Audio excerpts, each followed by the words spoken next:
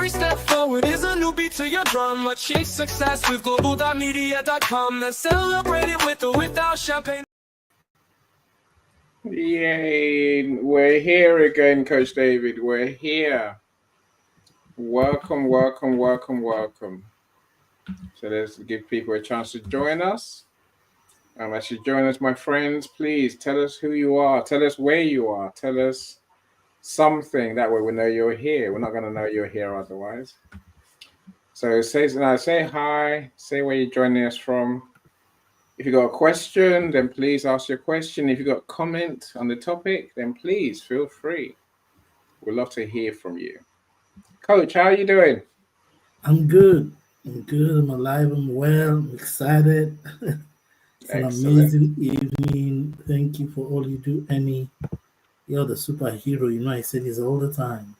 Yeah, no, you're too kind. So, Oluwatoyin, I see you. Liana, I see you. Michael, I see you as well. Michael says he would join. Greetings. Catch up when I'm done. He's got a meeting. So Liana's all the way in Minnesota. Duluth, is that how you pronounce it? Maybe. Right. Thank you for joining us. Look, welcome, my friends. Another amazing session of Your Unfair Advantage. It's where we learn the simple tricks and skills to create the life we want. That's your unfair advantage, right? I don't know why, I give it a bit of time for you to show up on my StreamYard, my friend. Oh, can you hear me in the first place? Yes, I can hear you. Okay, I better turn my sound back to where it should be, which is back to my microphone. Yep, I'm back to my microphone now. So, Coach, talk to us. How are you doing? I'm excited. I'm happy. I'm excited to be here. It's a lot of learning that we have to do today. A lot of development back to back. I'm excited. Yeah, I see Twin Shanu from London. Thank you for joining us. That's a wonderful sister right there. So of course, you have videos to show as well today. So it's going to be a proper show, right? It's not just a conversation. Absolutely. I got PowerPoint slides and also the videos we're going to show. It's going to be an amazing time. Oh, you got PowerPoint slides as well? Yes, I do. Yeah. My friends, you are welcome to come in the studio and share some of your thoughts. The link to join the studio is in the comments. I'll put it up again now. It's on the comment section of the event page. So do join us there and feel free to come and share. We'd love to hear your thoughts. Janice, we'll see you as well now. I'm glad you're here. This is the link to join the StreamYard studio. So from our comment stream, just copy the link, the StreamYard link, and then place it into your browser and bring in the studio. As I always say, you are welcome to turn your camera off if you're more comfortable that way. That way, if you don't want to be seen, don't let that stop you. Of course, you have to enable your camera and your sound before you get in the studio, right? So join us as and when you're comfortable, when you got something to share with us. Coach, let's begin. I don't know what's going on in the StreamYard thing. I'll ignore that for a second. Let's start the conversation. All right. So, yes, I'm listening. I guess for a brief introduction, people if you don't know me, then I'll help you. So I published that book behind me, Lessons We Learned from COVID. That's my beloved gift to the world, I guess. And all authors are gifted, and they give a gift to the world because you write something that we can all learn from. That's going to last the test of time, right? So I help people to write their books, publish their books, and sell their books. Now, part of my remit for this room is that we're going to launch Coach David's book. I say that with a deep breath because it's a big book. So we're going to launch Coach David's book on the 5th of April. I think is the date we have in mind, right? Yep. So this is a 620 odd page book. that you get to buy on the launch day for 99 cents. Imagine that. 600 pages, 99 cents. Wow. You don't get better than that, but that book will tell you about the ecosystems of prophecy. What's your prophecy? How do you discover it? How do you work with it? That's what the book that we're launching is about. So do join us on the launch date and buy the book for 99 cents, please. We got friends who can benefit, who want to know about the prophecy, their gift to the world. Then please do invite them as well. But tonight, there's a long way to go. There's still another 2 weeks or 3 weeks, really. So I'm easy. I say I'm pretty calm until we get there. So, Coach, I finished talking. So you got my mic in the studio. Well, please introduce yourself to our friends, if you don't mind. All right. My name is Adeoye David Abodrin, or Coach David, as my friends call me. I'm a coach. I'm a life coach with specializations in personality coaching and psychology, which I've done for at least above 30 years.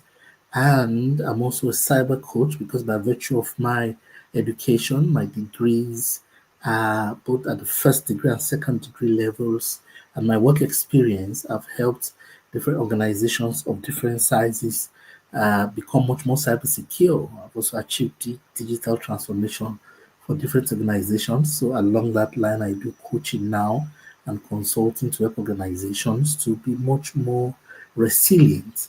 And beyond resilience, you go to anti-fragility. Resilience that you're not easily breakable, you're malleable and bendable. Why anti-fragility is that you now leverage on the negativity or the attack to actually spring up in what you're doing. Also, on part of my remit had also been in project and program management and using that to drive enterprise value, which I also did in some of the previous roles and places I've worked. And today we are discussing genius. Are geniuses born or are they made? Can everyone really be a genius? Or is some special people who have been created a certain way, and so all others cannot be genius? I need to know that we are still live and people can hear me. Of course we're live. There's a big red box in the top right of your screen that says end stream, right? So, whilst that's there, it means we're live. No. I'm just worried because I can't see my screen when I'm in the full display screen mode. Apologies for that. It's fine. You're perfectly fine. Dr. Vivian, thank you for joining us. As Vivian says, oh my, I'm glad I made it. We're glad you made it too, Dr. Vivian. Thank you for joining. Dr. Vivian, you're such a wonderful, unique soul. Thank you for joining us. Always encouraging us, always being there. And thank you for the super work you do with brands to make brands succeed. You are a genius. Thank you so much. And before I start today, I have a little bit of a good news. I am a 4-time author now, and today, a few days ago, one of my books literally just hit Amazon again. It's called FinTech Black Box, which talks about the future of money, global money, and the secrets that would drive global finance in the coming days. I really would crave your indulgence to please read or buy your copy on Amazon. Although I would say we're going to launch that one, so Andy and I are working on something. But be that as it may, is a very powerful material about technology, because all tech will become fintech. All tech will eventually dovetail. So you have to pay for the service or whatever you're doing. So all tech will eventually be directed or dovetailed into fintechs at the end of the day. So if you are interested in understanding how global finance would move and how money would move, you need to, everyone who is alive, if you want to live between now and the next 20, 25, 30, 40, 50 years, you should read that book. It contains significant insights and a lot of brilliant work I've done across different um, parameters. The book is an unusual one. It covers deep, deep. It's going to prepare you for the depth of what's going to hit us. There are two categories of people: those who know what would happen and those who are going to guess through. If you want to move from those who are going to guess through to those who know and they can react in real time, you need to get this book. I'm telling you, I'm telling you. My work in futurism is huge, and I've done significant work in futurism. Fintech is one of the areas I have gone into the future extensively. But today, futurism is not why we're here. As much as I love futurism, we want Waking up to. and knowing exactly what to do. What did you say? It wasn't me. It wasn't me. It's my technology playing up. It's being funny. All right, all right. So today, how do you unlock your genius zone? And we have a couple of videos, like we said. Is it true that everyone has genius? Just a minute. Just like a building plan, you can literally unlock your genius zone. There's an architecture, there's a build, there's a system. Let's say the ground rule. If the system ever stops transmitting online, please send me a WhatsApp message. Thank you. So that I know that I'm off. Or try to ring me immediately. Can you hear me? Hello. Am I online? I laugh. Of course, I can hear you. I'm looking at you, so it's all good. It's all good. Can you still see my screen? Yeah. Oh, that's good. So for many people, ever felt that you're built for something bigger? You work hard, you're doing everything you can do, but the bills are much, and you've gone to course after course, taking another developmental course. You have decided to network. You've done everything you can possibly do for your life and your career. Yet, things are not moving at the pace at which you want it. Maybe the missing link isn't talent, but your strategy. Genius isn't rare, it's only strategic. There's a whole school of thought around genius that says things like most people fail because they don't have ability. That's not true. It is lack of strategy. Because people never discover their genius zone. And genius is not about doing more, it's about doing more of you. There are a lot of people who are geniuses, they don't even know how. Everything that was created perfect under normal conditions. Your eyes see clearly, your voice speaks clearly. Every part of your functional being is genius. I mean, anyone who's a medical doctor, Dr. Vivian will testify to the magnificent, wonderful, exciting way we're created. There is a genius system in every human being. I mean, when a woman is pregnant, food does not go to where the baby is, and baby does not go to where food is. Complex, interesting, wonderful design. What about your leg? You don't even know the technology by which your leg works. You are a genius. I've studied the human architecture and architecture. Permit me to use those two words to describe it. It's a wonder. You are a wonder. And the only problem is that you don't know how. The next few slides will help us to know how. There are three hidden laws of genius. Number one, the law of original energy.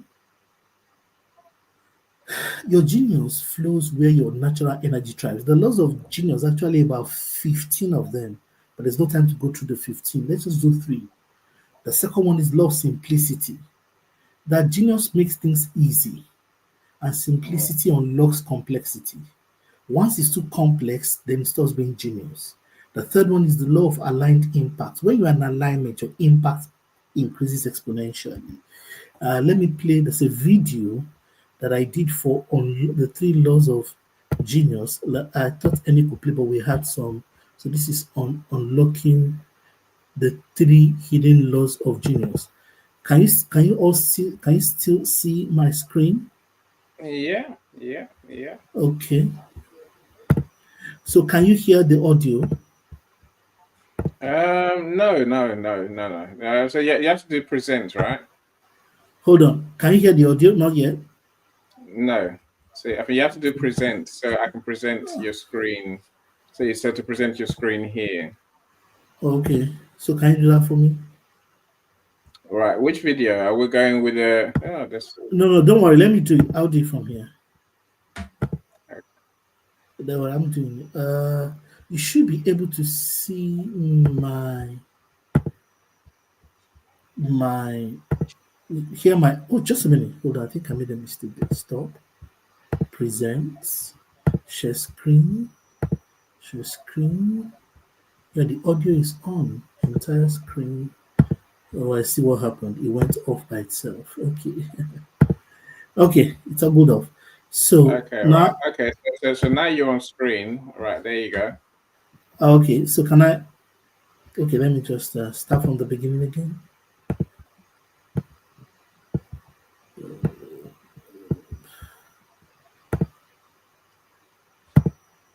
Why is it not playing now?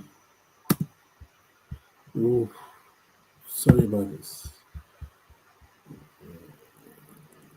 Okay. Now hit play. I've observed that most people believe genius is about talent, intelligence, or sheer hard work. But history tells us something different. The greatest minds, Da Vinci, Einstein, Tesla, Jobs, didn't just work harder. They operated differently because they understood something others never see. I, David Adeoye, having studied human psychology for over 30 years, I can say this, that genius isn't a trait, it's a pattern, a system, a set of laws that unlocks extraordinary results. Let me show you the 3 hidden laws of genius. Law number 1, the law of original energy. You were designed to thrive in a particular space. Your best work happens when your natural strengths and curiosity fuel your momentum. The problem, most people spend their entire lives forcing themselves into spaces that drain them. Law number 2, the law of strategic simplicity. Genius isn't about complexity, it's about clarity. The best ideas in the world are simple yet profound. Apple revolutionized technology with just one button. Einstein transformed physics with just one equation. True genius isn't adding more, it's distilling what matters. Law number 3, the law of aligned impact. When you operate in your genius, your presence alone moves things forward. You don't need to push, you become the force that pulls opportunities towards you. The question isn't, am I a genius? The real question is, am I activating my genius the right way? To unlock your unique energy, reach out to your unfair advantage coach, David Adeoye Abadunrin. Okay, well, let's discuss that. I've stopped sharing a little bit. Annie, where are you? I can't see you on the screen. I'm here. I'm always here. I'm always here. All right, Michelle, thanks for coming. Yeah. So, There's more. There's more of us in the audience, right? Yeah, Roxana, One sec, how are one you? sec, Good one to sec. see you. I'm good. How are you? I'm good. I'm good. Yeah. Thank you. Good I to see see you. Lillian. Lillian is here as well. Welcome, Lillian. Glad you're here. I Welcome, say Lillian. Queen Leia. They call it Princess Leia. You're Queen Leia to me, right? They can Yes. try it like so. Queen Leia says genius is simplicity. No. Yes, I'm thank you for that. online. So Thank you so much. And So, who else? trying to tell me welcome. It's good. Yeah, we'll welcome. come to you in a second, my friend. That's Yes. Roxana. I So, said so the Verena is here as well, and Nikki is here as well. I met Nikki yesterday. She's got several zones of genius, coach. wow. Nikki has several areas of expertise. Oh, that's cool. I'm glad she's here. That's cool. That's she's writing cool. several books. Is she writing a book? She's more into, I guess, empowerment, coaching, branding, Oh, wow. and areas that the woman's a genius at. So, Oh, wow. interesting conversation. If you want to join us in the studio, my friends, take the link from the comments and join us. Otherwise, if you scroll up, you find that there's the link to join the stage is here. Yes. So Coach wants to tell us the information. I want to talk about it. Yes. I also want us to talk about it. So the first law, the first hidden law of genius is the law of energy, original energy. Everyone has some original energy. This is deep-rooted psychology and is also supported in the Bible. If you are out of sync with your original energy, you will have a lot of problems. I am trying to not put the Bible as the forward-leading thought, but I can show you this same. Oh, what are today's topic here? Finding how to discover your genius and be a genius in life and work. So, number one is to discover your predominant energy. And energy is of different types, different classifications and forms. For example, there's some people that talk about meridian energy. Meridian energy is the time of the day you were born. Is it night or day? We just find out that people are two different types if you classify them in that classification of energy of the day-night meridian. Some people are more active in the night, some people are more active in the day. There's some people that once the sun goes down, their geniuses or their capacities seem to come up by observation. And some, as the sun goes up, their capacities come up. There are some people, they just shut down once it's 7 p.m. We call them chickens in Africa. They go to bed. There's nothing you can do about it. And they were made that way for a reason. Now, if you are a day person or a day meridian person, you better arrange your work and your predominant, most important work around the day. Even within the 12 hours of sunlight, there is your best 3 or 4 hours. It's called your most effective sub-quarter meridian. Organize your work around that time that is most significant. Some people, as the sun is coming up, just before it gets overhead, that's their most brilliant moment. Please do your most important work then. And leave less important work to the time of the day, to the balance of the meridian where you belong. Let's say you are early morning meridian, which is generally between 6 and 11 a.m.-ish, or 7 and 10 a.m.-ish. Just try and organize all of your work around that time, most important work, and then leave after your break, leave the less important work, and then you can wind down again because you must rest. By the way, genius is not stress. Genius is not staying awake. Genius is not being a nuisance for your health. So say, because I'm a genius, my brain is always working. No, you have to have time for rest. Part of being a genius. I think that's law number 5, but we're not getting there today because after God worked for 7 days, he rested. So who are you, his creation, who was fashioned in his image and likeness, not to rest? If God rested, please, you have to rest too. So that's the first type of meridian. There are other meridian times. Some people classify meridians by body parts. Some people say they are head meridian people. They are people that all of their powers of, all of their energies, Yeah, we said your unfair advantage, how to discover your genius. So all of their energies are around the head region, their eyes, their ears, their mouth. That's their strongest coordinating power.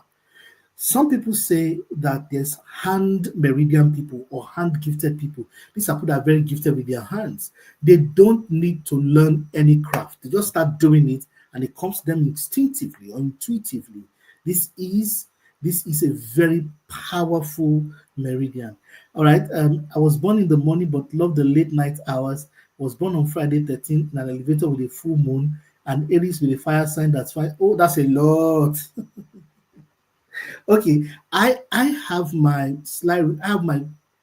reservations around the signs, around the astrological signs. I have some issues with them because there's some part of that I feel can be misleading, but we're going to get there. But I was born in the morning but love the late night hours. Yeah, it's possible. It's possible there's that cross meridian, but psychologists have found that the time of the day when a person is born, their meridians are close to that. That's what the predominant body of knowledge sees. Now, there is number 2, like I was saying, that there are people that are leg type meridian people, meaning that they are people that love to exercise and work and connect. And then there are people who are the brain type people. I said that about the head and all of that. So there are different kinds of classifications of meridians. There's another category that talks about introversion and extroversion. Again, I have reversals for these things, meaning that I generally do well when I'm alone. This is not introversion, it's actually intraversion. Intraversion, the best version of me is intra, meaning when I'm alone and I reflect to myself, the best of me comes out. There's extraversion, which means when I am exerting energy to the outside, when I'm extending energy, outside, I do well. That is extra or extroversion. Now, this is not a weakness plan. Some people say because I'm introverted, I don't like talking to people. Like I always say, Michael, good to see you, welcome. It's madness. That's not true. It is insufficient motivation that is making you feel you are intro or extra. If I give you motivation, we can temporarily change that meridian. But the wisdom of life is that you are able to cope whichever place we put you, but you need to know your best. What is your strength in terms of your genius zone, your genius particular personality? What are the conditions for excellence that you have as a person? That is what we are trying to look for. I can go on and on. There are people that until they have spoken out, if you see people reading during exams in school, there are people that until they have said that thing out or they thought about it out, until they have said it out, they do not have a comprehension of that material. And there are people that they don't need anybody talking. They just want to sit with the material and assimilate it to themselves. There are people that they need to draw. There are people that for them to assimilate information, they need to experience kinesthetic people. There are people that visual is diagram, auditory is audio. Now, based on the context, the kinds of meridians we have, the list is inexhaustive, and you must do the work of discovering based on which one are you, based on different model. There's something also called Herrmann Brain Dominance Indicator that talks about whether it is the left meridian of your brain or the right meridian of your brain that's more active, and which one is predominantly ruling you per time. What is the key? Don't forget, the key is not to know the jargon. The key is to find yourself in the midst. I mean, you need to find your genius in a world that is talent saturated. There's what talented with talent.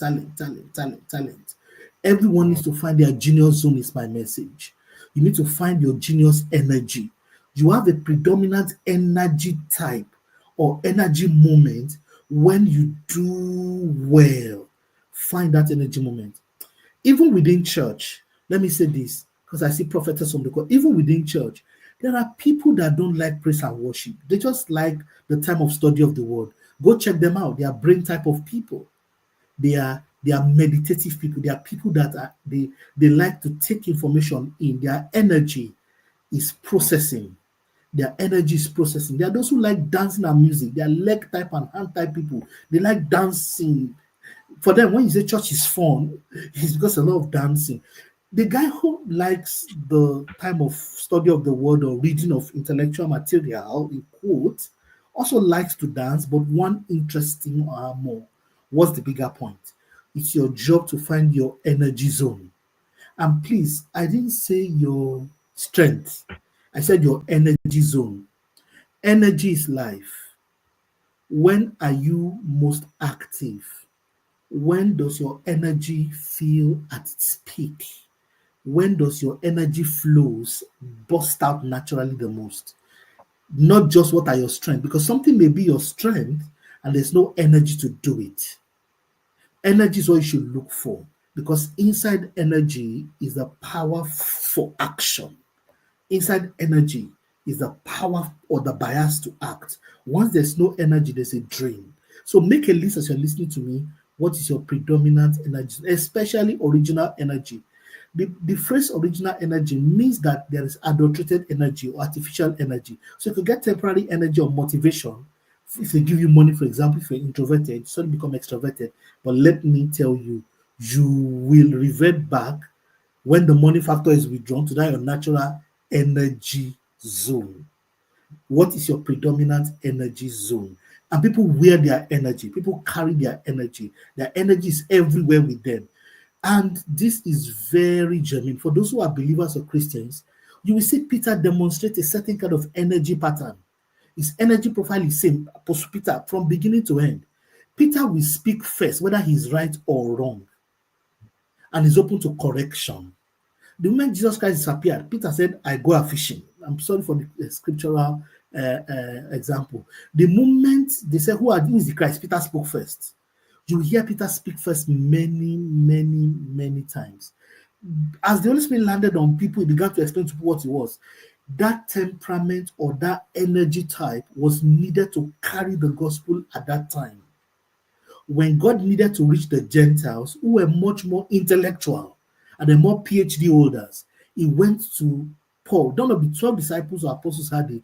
He had to go and get Paul, who had the capacity for rigorous intellectual debate. Because Peter said later that some things that Paul is talking about are too complex. In fact, many cases, from intellectual rigor, Paul was rebuking Peter, the leader apostle of the time. He said, look, that's not the Bible. But you see, Peter later said that there are some things that Paul talks about that's too hard for understanding. That's because Paul, and when God needed to document the New Testament, because almost 1/3, if not half of New Testament, are Pauline epistles. So when it came to the ability to write, God Almighty had respect for Apostle Paul, who although was not part of the 12, the fishermen and all the people around him, he had to go for someone who was a PhD holder. So your energy will show even in the tasks that you enjoy, even in how God would use you. God uses people in line with their energy. I can give you lots of examples. He will strengthen your weakness, but he uses people based on their energy. Abraham is a pioneering energy. The guy starts things he doesn't understand. He will leave home before he's called. He began to follow a God that was unknown. I can go with you character by character in the scripture, and you see the energy intelligence play out.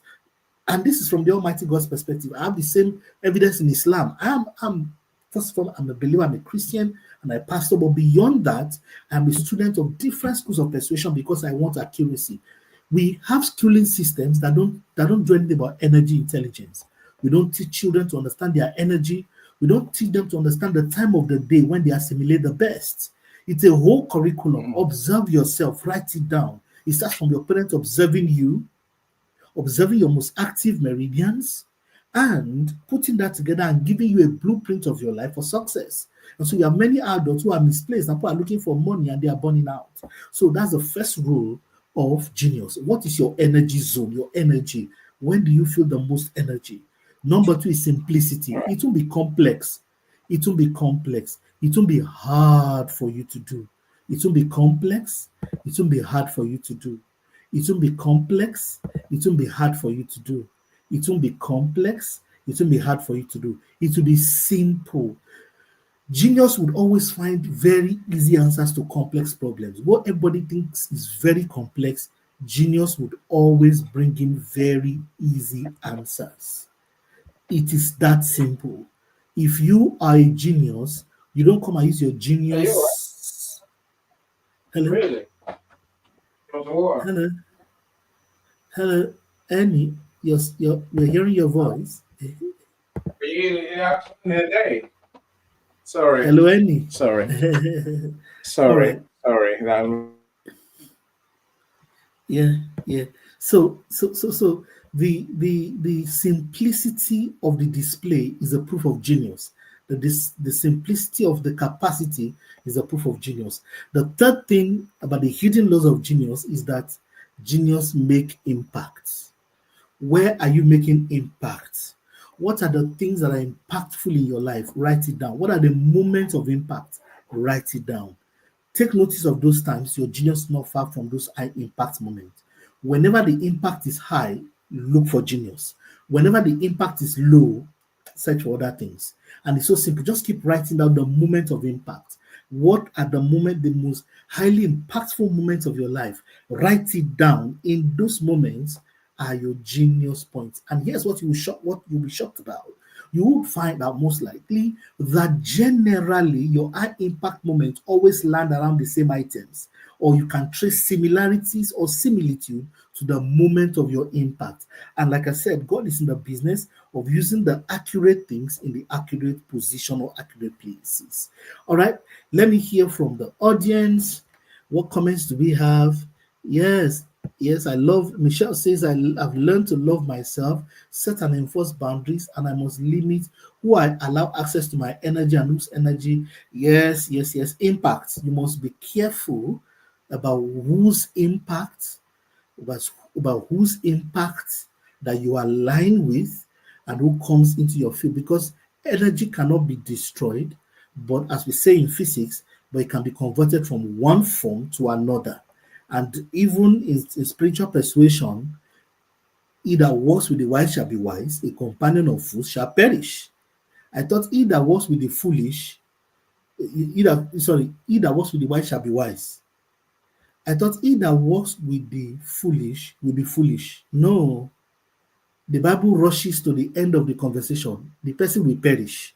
So if you mix with the wrong energy, you can perish. You have to pay attention. Yes, I can feel others' emotion and energy even without them speaking. Yes, yes, yes. Because thank you, that's the point we're making. Because energy and emotions, again, back up. Emotion is energy in motion. That's emotion. Emotion is energy in motion. Whatever emotion you feel, the energy of that emotion will come upon you. If you are feeling happy, if the emotion you are feeling is happiness, the happy energy will come upon you. That's how to rewire your internal being for results. The feeling you are having is the energy you would have. So when you hear phrases in the Bible like, let this mind be your being joy, or set your mind on things above, it means you own the control valve of the thoughts and imaginations and emotions you are running in your mind, because that is the energy you will have. If you keep thinking hate or evil or destruction, you will act it out. Your energy, your muscles are connected to the predominant internal thought or processes running through you by energy. So emotion is energy in motion. That's emotion. Energy that is now in motion. That's it. Yeah, my best manifestations come in solitude. Yes, because your energy is introversion or intraversion, which means you will rather be within yourself to consider matters before you bring it out. Now, let me say this. Many people are not happy with their genius zone, so they want to find another genius zone. No, please. Contentment is the first rule. There's gold inside you. There's amazing capacity inside you. In fact, you're fearfully and wonderfully made. What God has made you to be, the kind of energy you have inside you is huge and remarkably powerful. Please sit with it and groom your own genius. You have it within you. And the world is waiting for your genius. Yeah. So when you're in solitude, yes. There's actually, again, Bible verses and many religious understandings will also agree with this. If you are in the religious setting, or if you're a Christian like me, in that moment of solitude, God is able to speak and all of those kind of things. All right. Okay, I've taken the comment. I think I can go on now.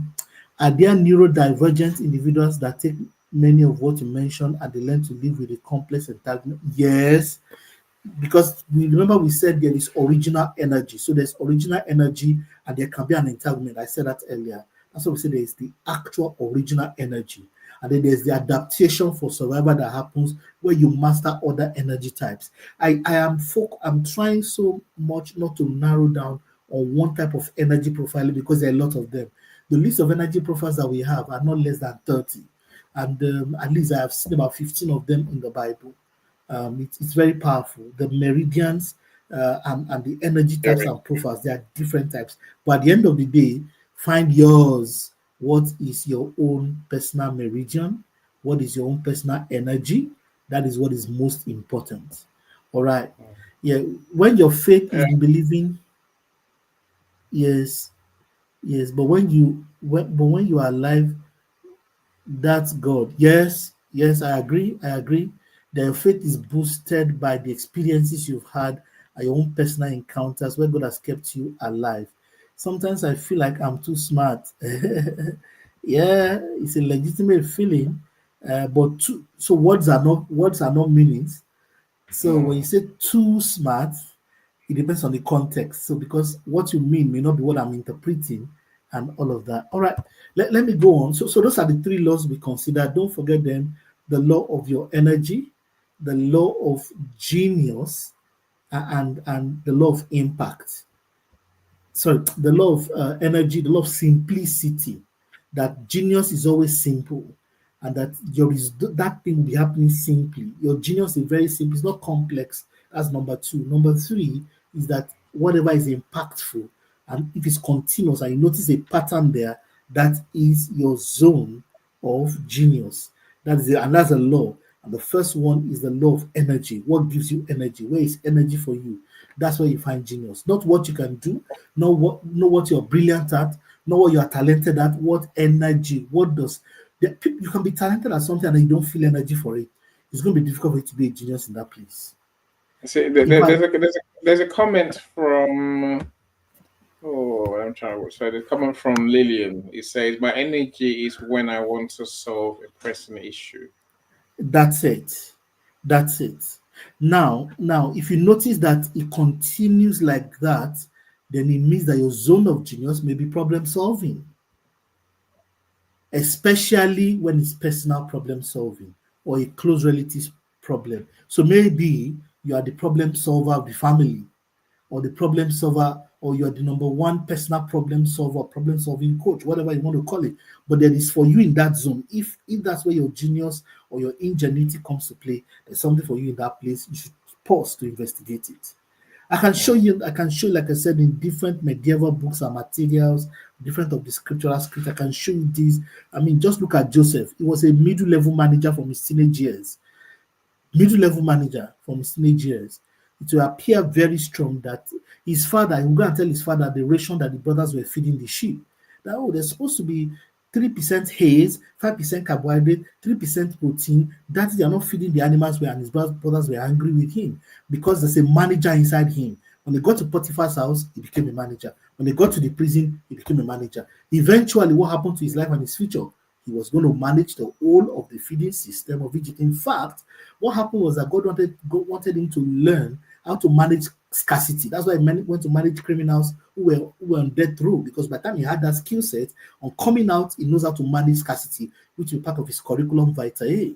Every time he was somewhere, there was energy for management around Joseph. The same kind of energy you see in his life was energy about dreams. So your genius has always been there with you, but you leave all of that and then go to school to go and learn something else that's not in the zone, because there may be no curriculum for your genius. That's the problem. The schooling system was Abraham Maslow's order, and that order may not have your genius. I can show you about Moses. I can show you about Isaiah. I can show you all of them.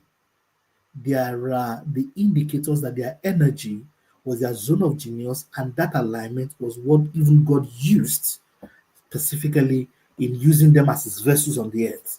All right, let's go to the next slide. And I have another video for us, but let's go to the next slide first of all. Yeah, let me see what I can share my screen again. Can you see my screen? Which video do you want to hear from Roxana and Michael? Which video do you want to play next? Okay, the next video, just a minute. The next video is the man and the woman, or the other one? I think is the man and the woman, the genius zone. Let me confirm that. The genius zone. Just a minute. Okay. The genius zone, the man and the woman. Okay, let's play it then. Okay. Picture this. Two people walk into a room. One of them struggles, overthinks, second guesses everything. The other moves effortlessly, making decisions, creating impact, drawing people in without even trying. Same environment, completely different results. What's the difference? One is operating inside their genius zone, the other is trapped outside it. Your genius zone is the place where three forces come together. What you do effortlessly. The things that come so naturally to you, you assume everyone can do them, but they can't. This is where your hidden power lies. What excites you deeply? Not just what you enjoy, but what gives you energy instead of draining it. Passion isn't just about love, it's about sustainability. What creates massive value for others? The world doesn't just reward what you're good at, It rewards what solves a problem, moves people, or changes things. When you align these three, everything shifts. Work stops feeling like work, success stops feeling random. Your genius becomes a gravitational force. Coach David Adeoye says, are you operating in your genius zone? Or are you still fighting against yourself? Are you a victim, or are you operating within your unfair advantage zone? That's the real question. The real question.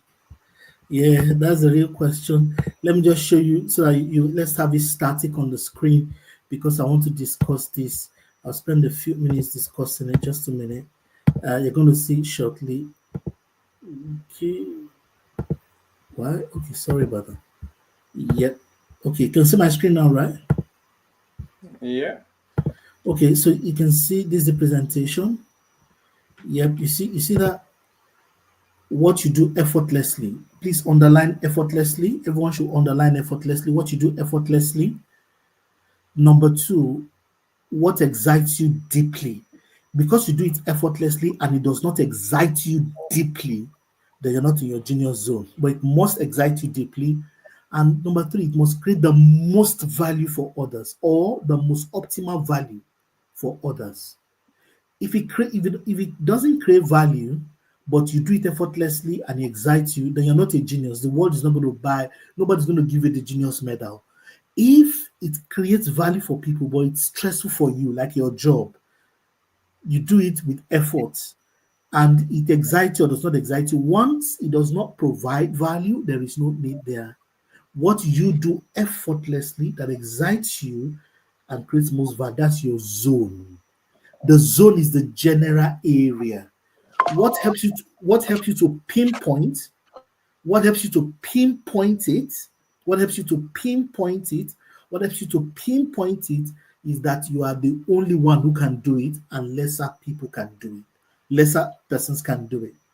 So the zone is what we have here. The 4th factor is that you are the only person or a few persons, you're part of the few persons that can do that stuff. Once you locate that, then that is your pinpoint genius environment or compound.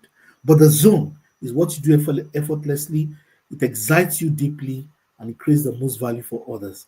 I would again take contributions from the floor. We have one more video, and then we round this up.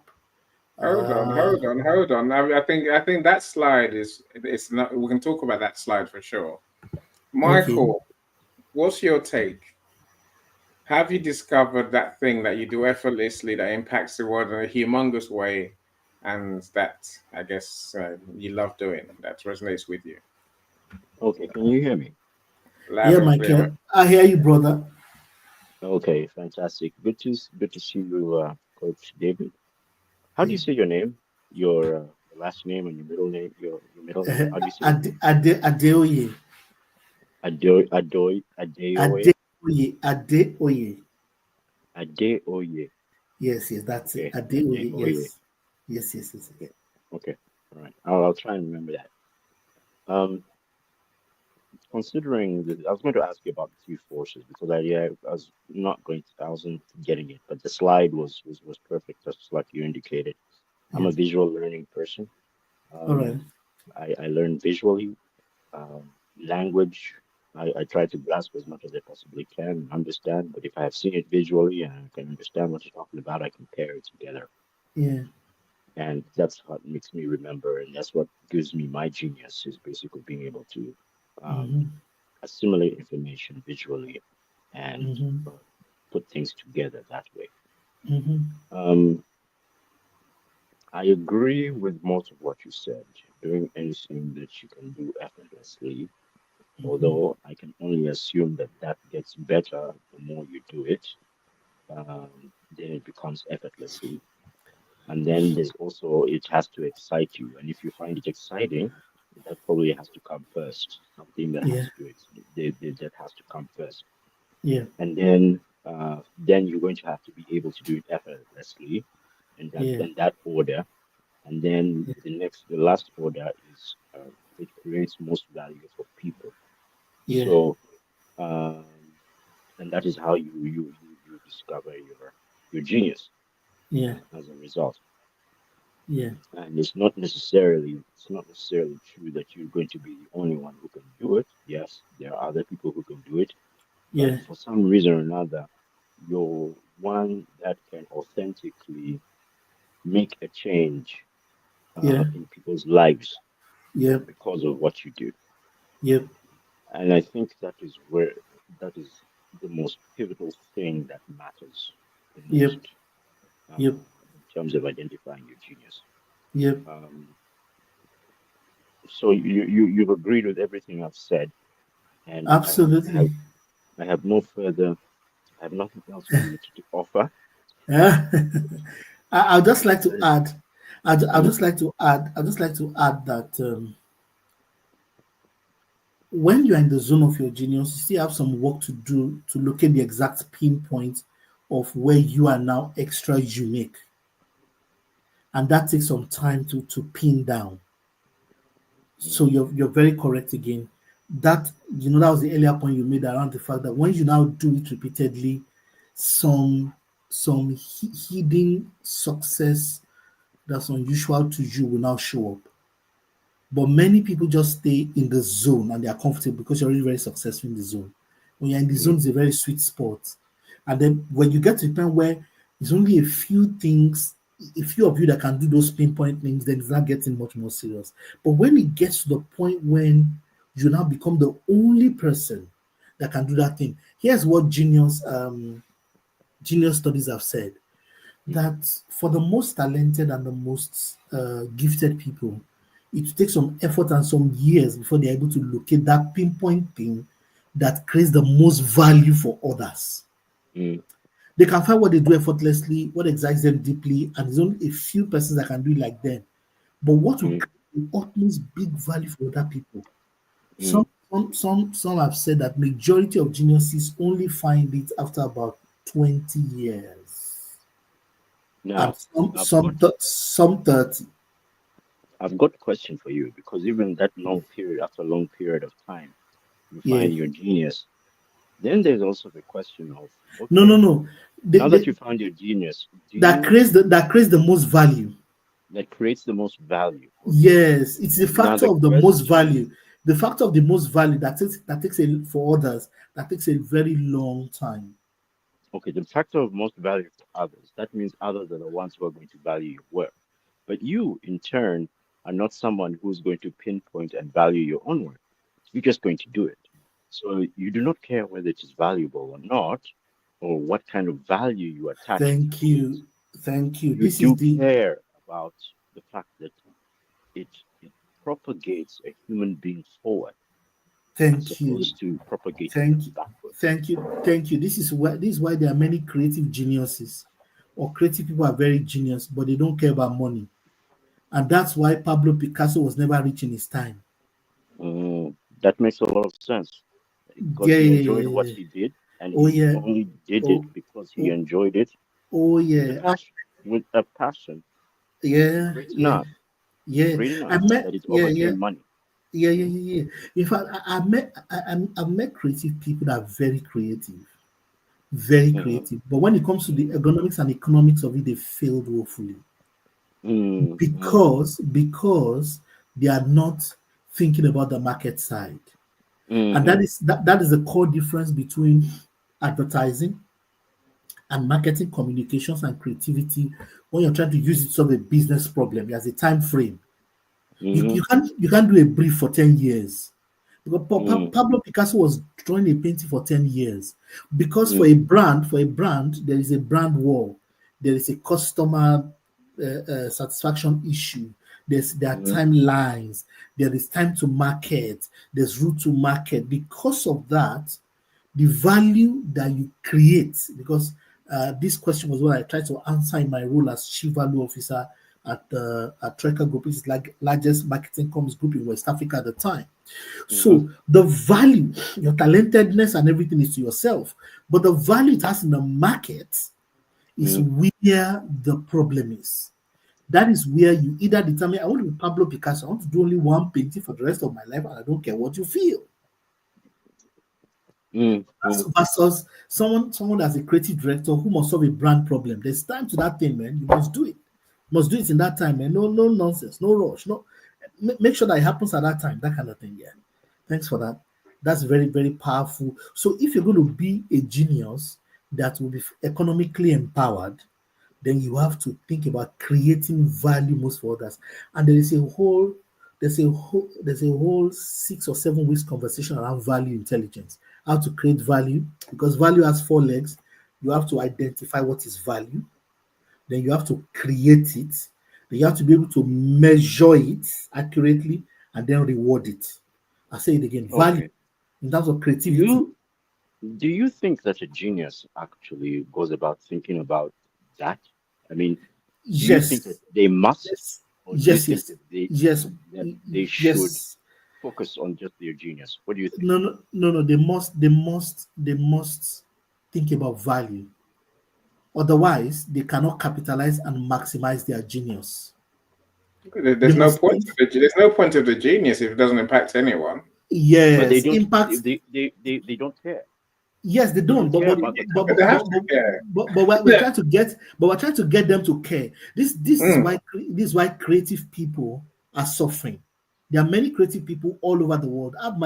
I coach creative people, and it's a big problem. You must put value. Being creative is not being stubborn with a torn jeans and enfant terrible, disturbing the entire community with your drum or your guitar. You can't pay your school fees. You can't pay your children's school fees because you are creative. You're just creative. No. You have to value engineer it so that you are able. You see, David was a guitarist in the Bible, but that guitar ensured that King Saul could be normal again. Saul was running mad until they would bring the musician David. That's value there. At the end of the day, man was created a valuable being. All creatives need to think value. In fact, this is the reason why advertising as a business model is in problem today. It's a value conversation. Agencies are dying because of value. It's a big problem. So you are right that majority of creatives don't think that way, but we need to make them to start seeing this part. But don't you think that they'll lose their creativity as a result? No, they won't. It will now become channeled and become more useful. Okay. Your genius. You've been at it for a while, so I'm going to assume that you have the correct answers. But definitely, time will tell, and I'll be back to ask you again. All right, so I'm going to go Mark to my Dr. words, David. Dr. Roxana. We're going to come to you next. Michelle says, it's a long one, Michelle. She says, I respect your alignment with the Bible and God's word. Essentially, she says, now, wrestle with this. What if the Bible isn't God's words directly, but rather an anthology of human perception? A collection of writings, to those trying to make sense of their experiences, just as we do today.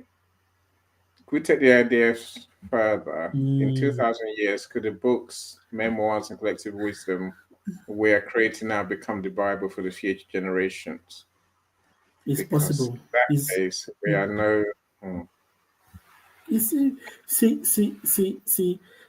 philosophy. Remember, I said I didn't want to limit my conversation with the Bible or any of the religious persuasions.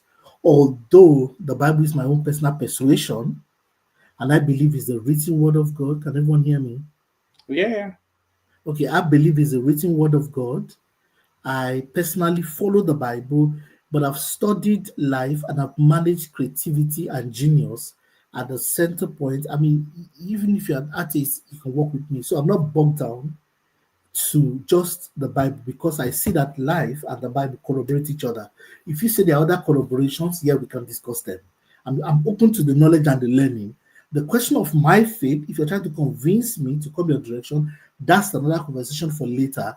And I use the example of the Bible because it's strong persuasion of many. I can also use secular. I just used Pablo Picasso. He was not a rich man in his day. It was after he died, he began to win awards for his paintings and sculptures after he was dead. And there are many people like that. But Bach Andel just did very amazing work in music. It was after he died that musicians say, wow, what composition. But in his life, he was just the average guy on the street. So creative genius that is not channeled for impact can be a burden to the bearer of the creativity.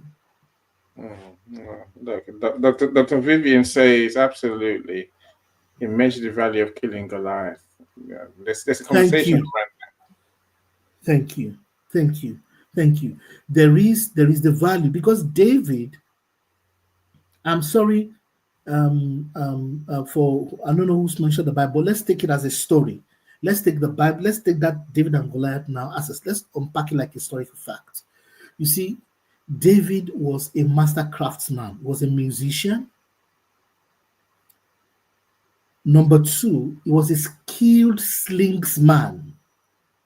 David said, the lion came and the bear came and took an animal. I was running away. He said, with this sling, I stopped it, and with my bare hands, I collected it. You, this Goliath, you are a stationary object. You are piecemeat for me. Piecemeal, I'm paraphrasing. The meaning of that is that if I could use my sling as an artist, because I practice my craft, to stop a moving target who was traveling at 120 kilometers per hour after carrying its prey, you are a stationary target. I have skill. Until I find my genius zone, I'm going to use this and you're going to come down. That's what he told him. The second thing is that what was going on there was a lot of development. So as a genius, you also must have belief in your gifts, and that belief will have come from personally doing the thing over several thousands of hours. If you're a genius at something anyway, you do it effortlessly, like Michael said earlier. David knew that he had mastered the sling. In fact, when they gave him the garment of Saul, he could not move. And I'm sorry, we're using that. Could not move, he could not even lift his hand.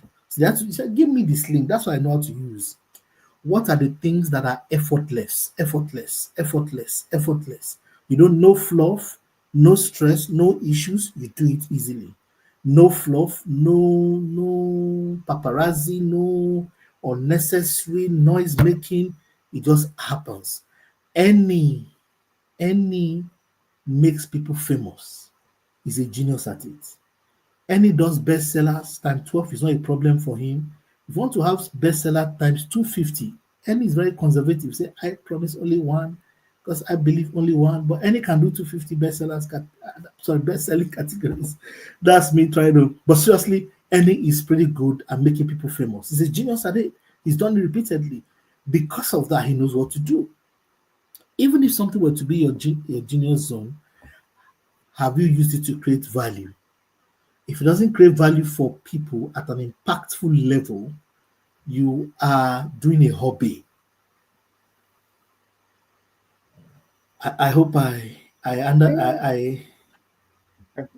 think you've explained that pretty well. So I'll come back to you on the ease of doing anything, that you're a genius or not. Let's go to Dr. Roxana. I'd love to hear her take because she's a maths genius. Yeah, all right. I wonder what her take is in terms of, to get to where she is. You're on mute. Can you hear me? Yeah, perfectly. And I just want to remind you that we're driving, so my my device might be shaking. But I just thank you so much, Coach. I kind of learned a lot from you. Thank you so But much. one thing, I just have one line. If anything is supposed to be your inner genius, you will not be sitting somewhere and enjoying it. You need to get out of your comfort zone. Use whatever it is that is your inner genius and improve the world. That is Yes. one thing I think about. So if you claim you have an inner genius, which I think everybody does have, and out of maybe weakness or fear, we don't want to speak. We don't want to get out of the our comfort zone. But if you can do that, then we'll go and discover how we can use that inner genius to help the world. And if you can actually do that to help the world, you will be surprised how the inner genius can give you money. You can be a businessman or not, but people can pay you for what you know that will help their life. So the question of having an inner genius, it's not just going to be everybody because you want to be a businessman. You just want to be something. Do you actually know that? whatever you can do, you can get up and do when you're sleeping. When you love it, you can get up and do it. So let me answer the question. Have you discovered your inner genius? Yes, I have. I know that I love teaching, but I know I can teach in so many other different ways. I can Mm, teach mathematics. I can also teach people about digital products. I like mm, digital products. There are things I like in the world. I want to know how to do them. And you mm, may not be a genius the first day you start, but if you keep at it, after some time, you become a genius. And mm, so, geniuses are sometimes not made. You prepare to be a genius. You walk through it. You walk towards that. You read the books, especially I like finance books, and mm, then you walk towards that, and that's how you become a genius. mm, And so, geniuses are not born. They are not just a human being is not born to be a genius. They walk towards it. If you see mm, these millionaires, they work so hard. The top 1% um, actually have seven kinds of jobs. They call maybe you can, passive income, something like that. They mm, work so hard to make this money so that they can actually sleep and their money will be coming in. And mm. so, if you have a genius in you, people should not be on their comfort zone. You get out in the world and use your genius or geniuses to help the world. But I understood what you're saying, and I understand anyway. I kind of I like what you're discussing, but this is my line. That's what I wanted to say. I'm traveling, and we are many, so I'm sorry for the noise. Okay. Mm, Any? I haven't been around for some time, but I'm on spring break, so you know that. No, mm. you're doing great, and your family, they're doing great. Oh We can't yeah, hear oh them, so yeah. it's all right. It's all Have We right. got a family tour, so Yeah. a Enjoy. safe, No, thank you have a so safe, much. have a safe trip. Thank you for oh coming, yeah, Prof. thank you. I And I'm appreciate leaving. it. I just want to make sure I put in a line there before I get out. Thank you so much, Also, Prof. I Thank appreciate it. you. Thank you I so much. appreciate you. Thank you so much. Okay, bye. Bye bye. Thank you. In Wow. the As last far bit as that Roxana was talking about, was that philanthropy? Philanthropists? That's what we were referring to? no, no, she was saying that yeah. you need to grow your application of your gifts. That whichever gift you have, you need to grow in applying them, applying the gifts in different ways. And like I said, the study of geniuses show that it takes some years, some good years. I mean, in between Steve Jobs' breakthrough products and the day he started, there's some donkey years. Seldom do people talk about that. Bill Gates, in between the day he broke through and became the famous Bill Gates and the day he did some crazy things like leaving school and going to programming or celebrated some donkey years. Some donkey years. All right. I hope I've answered. Michael, I've answered your question. So we're gonna go to Joe, Joni next. So Michelle Joe. says success doesn't come without failure. Failure doesn't come without lessons. Life doesn't have a graduation ceremony. Just a death sentence that begins at birth. Oh, That's very Michelle, that's very beautifully, deep. beautifully said, right? That's It is very up deep. to us. It's up to us to decide our impact and contribution to the world. And Absolutely. I agree. I agree. Absolutely. And I think the way to also look at it, see, the examinations of life have no timetable. Mm. And there's no registrar or regulator of the lessons of life.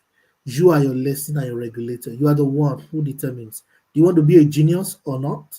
Do you want to go through life with effect or not? Do you want to make results or not? It's all your choice and it's all in your hand. Thanks for that, Michelle. That's deep and sobering. Joe, how are you? Another genius in my world, right? Yeah, I think. yeah. What does Michelle say? Any argues what? The time topic, haha, for sure. But Dr. Vivian answers the question before I even mention it. The 10,000 hour rule to become Yes, perfect at anything, to become a genius at anything. Yes. and that's back to Gladwell's principle. We'll come Yes, back to that's that it. in a second. Yeah. Tony, you're on. You're next. Talk Johnny, to Hi. how me. are you? Hi. What a wonderful topic. Goodness. I love it. I'm so glad I just kind of hopped back upstairs after being under my truck for the last hour. Some people may say the genius in me is that I'm just not afraid to just get my hands dirty and do different stuff. Because I'm like, who cares if I don't know how to fix a garbage disposal? I'm gonna do it. I'm gonna do it. But I really liked actually Michelle's quote. She's right here. It said, "I am fully spiritual, and my faith cannot be questioned." My exposure to the Bible was being at my lowest in the darkest times, and read that book read that book to find guidance and understanding and to seek help wherever it didn't exist around me in the physical world. And that's a really good reason to be spiritual, because I really get that feeling. I feel like sometimes I'm like David against like the world, and I'm just like, oh, like I just like a little stupid, woman who like I don't know how to do anything else, but I don't feel unhappy, and I will not let myself feel unhappy, even through a lot of bad shit's happened in my life. All right, so and I will not let myself feel unhappy. And maybe that's my superpower, and I want to share it with the world. I also think that my constant, I don't know, wanting to grow, wanting to continue to learn is such a gift. And I am glad I'm not stagnant. And that is a really important thing to me, to always try stuff out. Like, my muffler is like, kind of messed up, and I'm trying to fix it right now. And do I have automotive training? No, I do not. But I'm doing it. And did I know how to breed dogs and deliver puppies? No, I did not. I did it. Did I know how to start a business? No, I did not, but I did it. And I really hope that like some of like my positive motivation and really a strong respect for all human beings who are doing their best, I can be harnessed and loved in that way. And just wanted to tell you, great topic. Thank you so much. You're doing amazing, Joe. By the way, you're doing very amazing. And thank you for your powerful contribution. At the end of the day, we all have genius within us, and it takes a while for the best of us to come out. Thank you for that contribution. You are a superhero any day. Thank you for showing up. You are an inspiration all the time. All the time. Thank you. Blessed be you and all yours. Thank you so much. I appreciate you. Thank you. Annie, are you there? Michael, you have any comments? Any comments in the chat for us to look at? Joanna was amazing. Let's okay. There's a burning question which is Joan is alluded to, and I think Professor Roxana mentioned as well, and you've mentioned it passing, right? Yeah. I guess. Look, I don't know whether people are confusing genius with passion. Okay. Because I think when you give your three your three legs, so to speak, your 3 points about what a genius looks and feels Yeah. like. Yeah. People think it's going to be easy. I don't think it is. I think Mm. there's more fundamental question, which is like what the question that we're asking today. Mm. How do you find your zone of genius? Mm. I think you find it by doing. You find it by doing. I talked recently about the craftsman's mentality. The Mhm. craftsman who would do anything to learn what to do from the master, ideally, but the craftsman will eventually become the master because they work hard at it for as long as it takes. Dr. Vivian mentioned 10,000 hours. Some people mention, 10,000 days. I'm saying literally, we don't just get this skill out of nowhere. For every skill we have, every bit of genius we have to work at it like a craftsman. Start at the bottom and work our way up. Yes, it may feel good. Yes, it may become easier the more we do it, as Michael mentioned. Yeah, but I think a lot of people want to find this thing, coach, that's basically gives them joy, makes them feel rich, makes them rich, and impacts the world, makes them the number one person, the Elon Musk of this world, without any effort at all. I think that's just plain wrong. I wonder what your take is. So I was trying to clear my nose. Yeah. Annie, your apps. Apologies for that. You are 150% correct. In between your talentedness and the day you impact the world, there's a gap. That gap requires a lot of development and continuous tweaking. There's also the fact that even though you are talented a certain way, you don't know which part of your craft is going to make you superbly famous. You don't know the swing. You are an artist, you go to the studio every day, you swing. One swing, you find your master stroke. Even though you are talented at swinging your hand, you are going to get to the studio one day or to practice one day and find the capacity that will now link you to the world. And you never know what an audience will buy. You don't know the day the audience will feel so excited, they feel so happy and so powerful wanting to work with you. At the end of the day, genius is about productivity, and productivity takes energy. And that's why we start from energy. Remember, energy is the rate at which work is measured. Energy and work are linked concepts in physics. You cannot have energy. Of course, there is those energy at rest.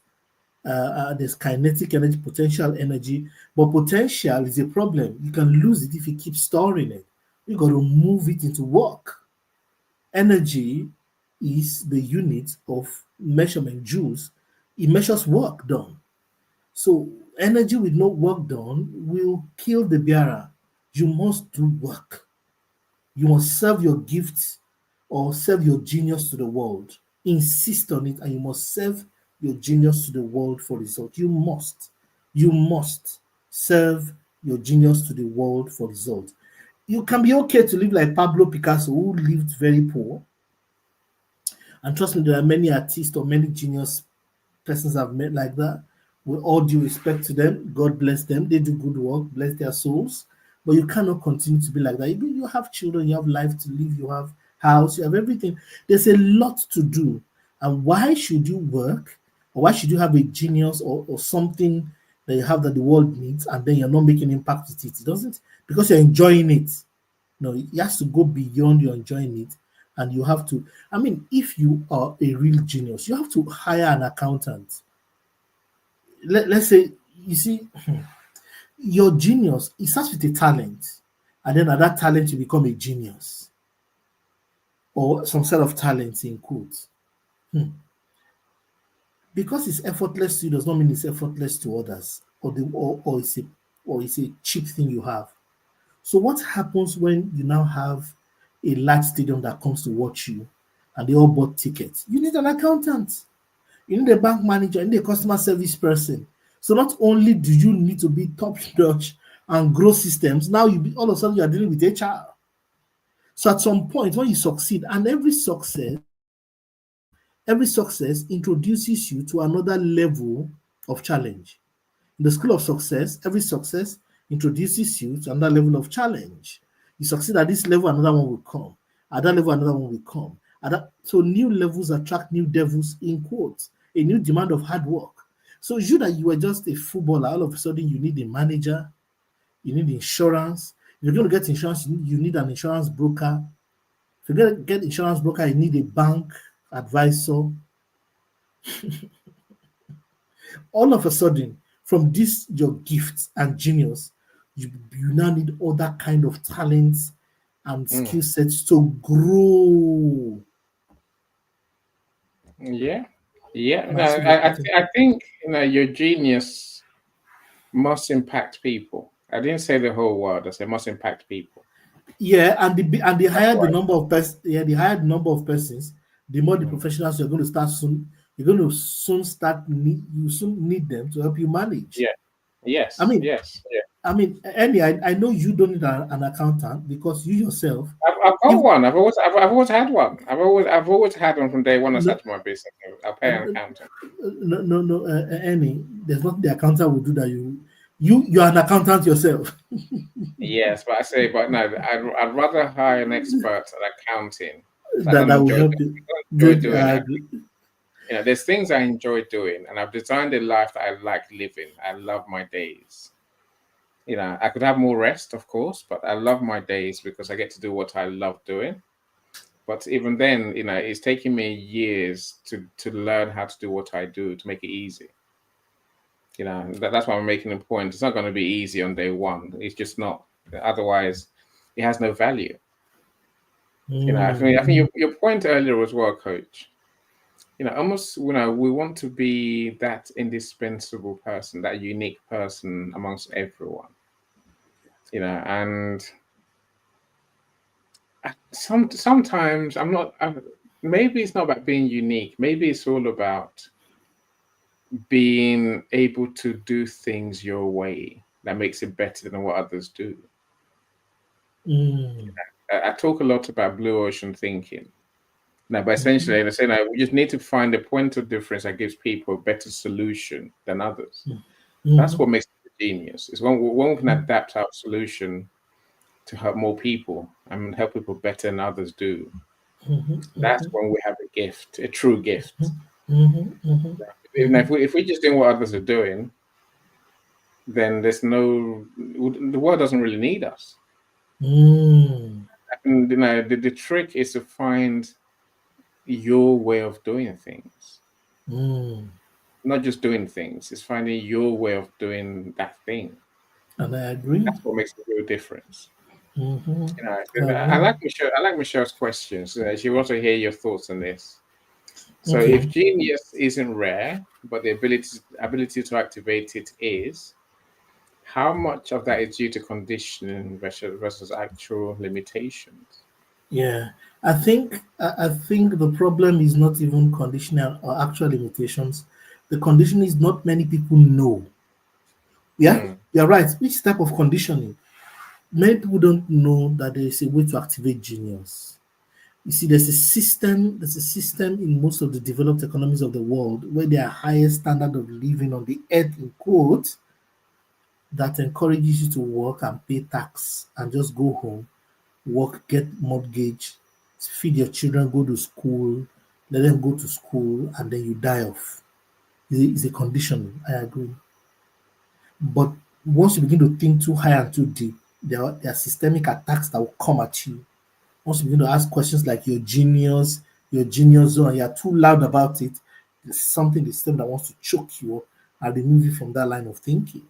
You're very correct. There's some conditioning going on. There is a system to ensure that the things you're doing are away from your genius zone and you never think about your genius zone. Although, what we say now in genius psychology or psychology of talent is, look, bring your best to work. Meaning, find the tasks that resonate well with that genius part of you and begin to deploy it there, right where you are. Start being a star, start shining. Don't wait until you have necessarily good conditions. Apply that part of you to your job and use that as an advantage on your job. That's what we're saying now. That's the new thinking. Although this is theoretical, in real life may not be practicable that way. I mean, if you are someone that's a janitor and you want to be a surgeon or something, are you going to now put on white lab coat and be what? They're Oh, complex stuff. yeah, no, so no, but I think that there's a point here, coach, right? Yeah, yeah, The janitor has two choices, maybe more, but essentially the biggest choice is whether the genius is in being a janitor, in which case they need to find a way that makes their way of doing janitorial services unique, a way absolutely. that works better. Now, some will find better products, some will find a better process, a better machine, Yeah, to clean wherever they clean, right? yeah, I'm saying that the janitor who applies the time and the effort to create a unique solution yeah, will become a genius in their field, yeah. I agree. right? Saying the issue that I see, and that Michelle was alluding to, is that people want to go and find a richer zone to work in, a more Without glamorous, more, without a more, working, yeah, yeah. without working on their own genius to activate it. That's the Mm. point I was making. That is a conspiracy of the system to keep you working that way. I want to start thinking genius, then all hell. Is As it you, is it conspiracy or is it us? Like, back to Michelle's point earlier. Is it that we choose not to find our point of genius, or is it because the world's really conspiring against us? there's a conspiracy that's quiet, unsaid conspiracy. There's a system in place to ensure you never find your genius. By the time bills hit you, by the time you see tax, majority of of your ideology around genius will fly. You just go to work. You go and take shift or whatever you're doing. But see, again, I think it's a choice we make or not, as the case may be, right? Yes, So Michelle but said, there's some conditioning. There's some mm. conditioning making you make some choices and not go in one direction. So how come the millionaires, the successful people, make the choice to live their Or genius? they break the mental cycle. Right. They, So they why can't the see rest they of us see do that? no, because there's a system in place to ensure that you don't see. They see what others don't see. But there's a way to do. Number one, surround yourself, change your network, Mm. change your questions, change your network, change your questions, change your what ifs, change your paradigms. Go for training, capacity building, interact with higher minds. Make mindset tuning and growth a major part of your developmental plan. Yeah. It's very and important. and and, and, pre- and prepared to work hard. Prepared to Very work hard. hard. Very hard. Very hard. Right. So I'm glad we Very agree on hard. that, coach. And the people who think your genius means that you work less and you can just chill, it's not No, no, gonna no, happen. no, no, no, no, no. You have to work Joni, hard. you Johnny, how waved are your you? arm. I wanted to just comment quickly on Michelle's really great comments. Yeah.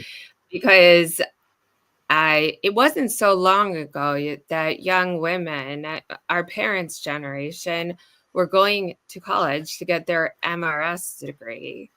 That was a term we all knew. And I don't know if you guys know this in different countries, but you just went to college to find a husband, and that's your degree to be a Mrs.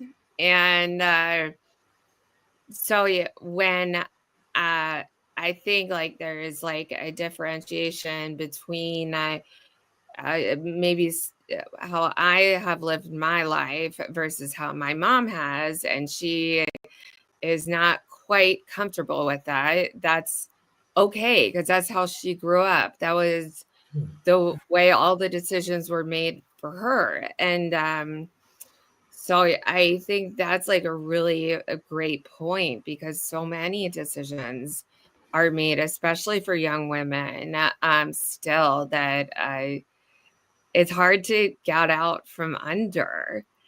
And also, weirdly, Michelle, one of my friends is a janitor at a college, a local college. He is a very nice guy.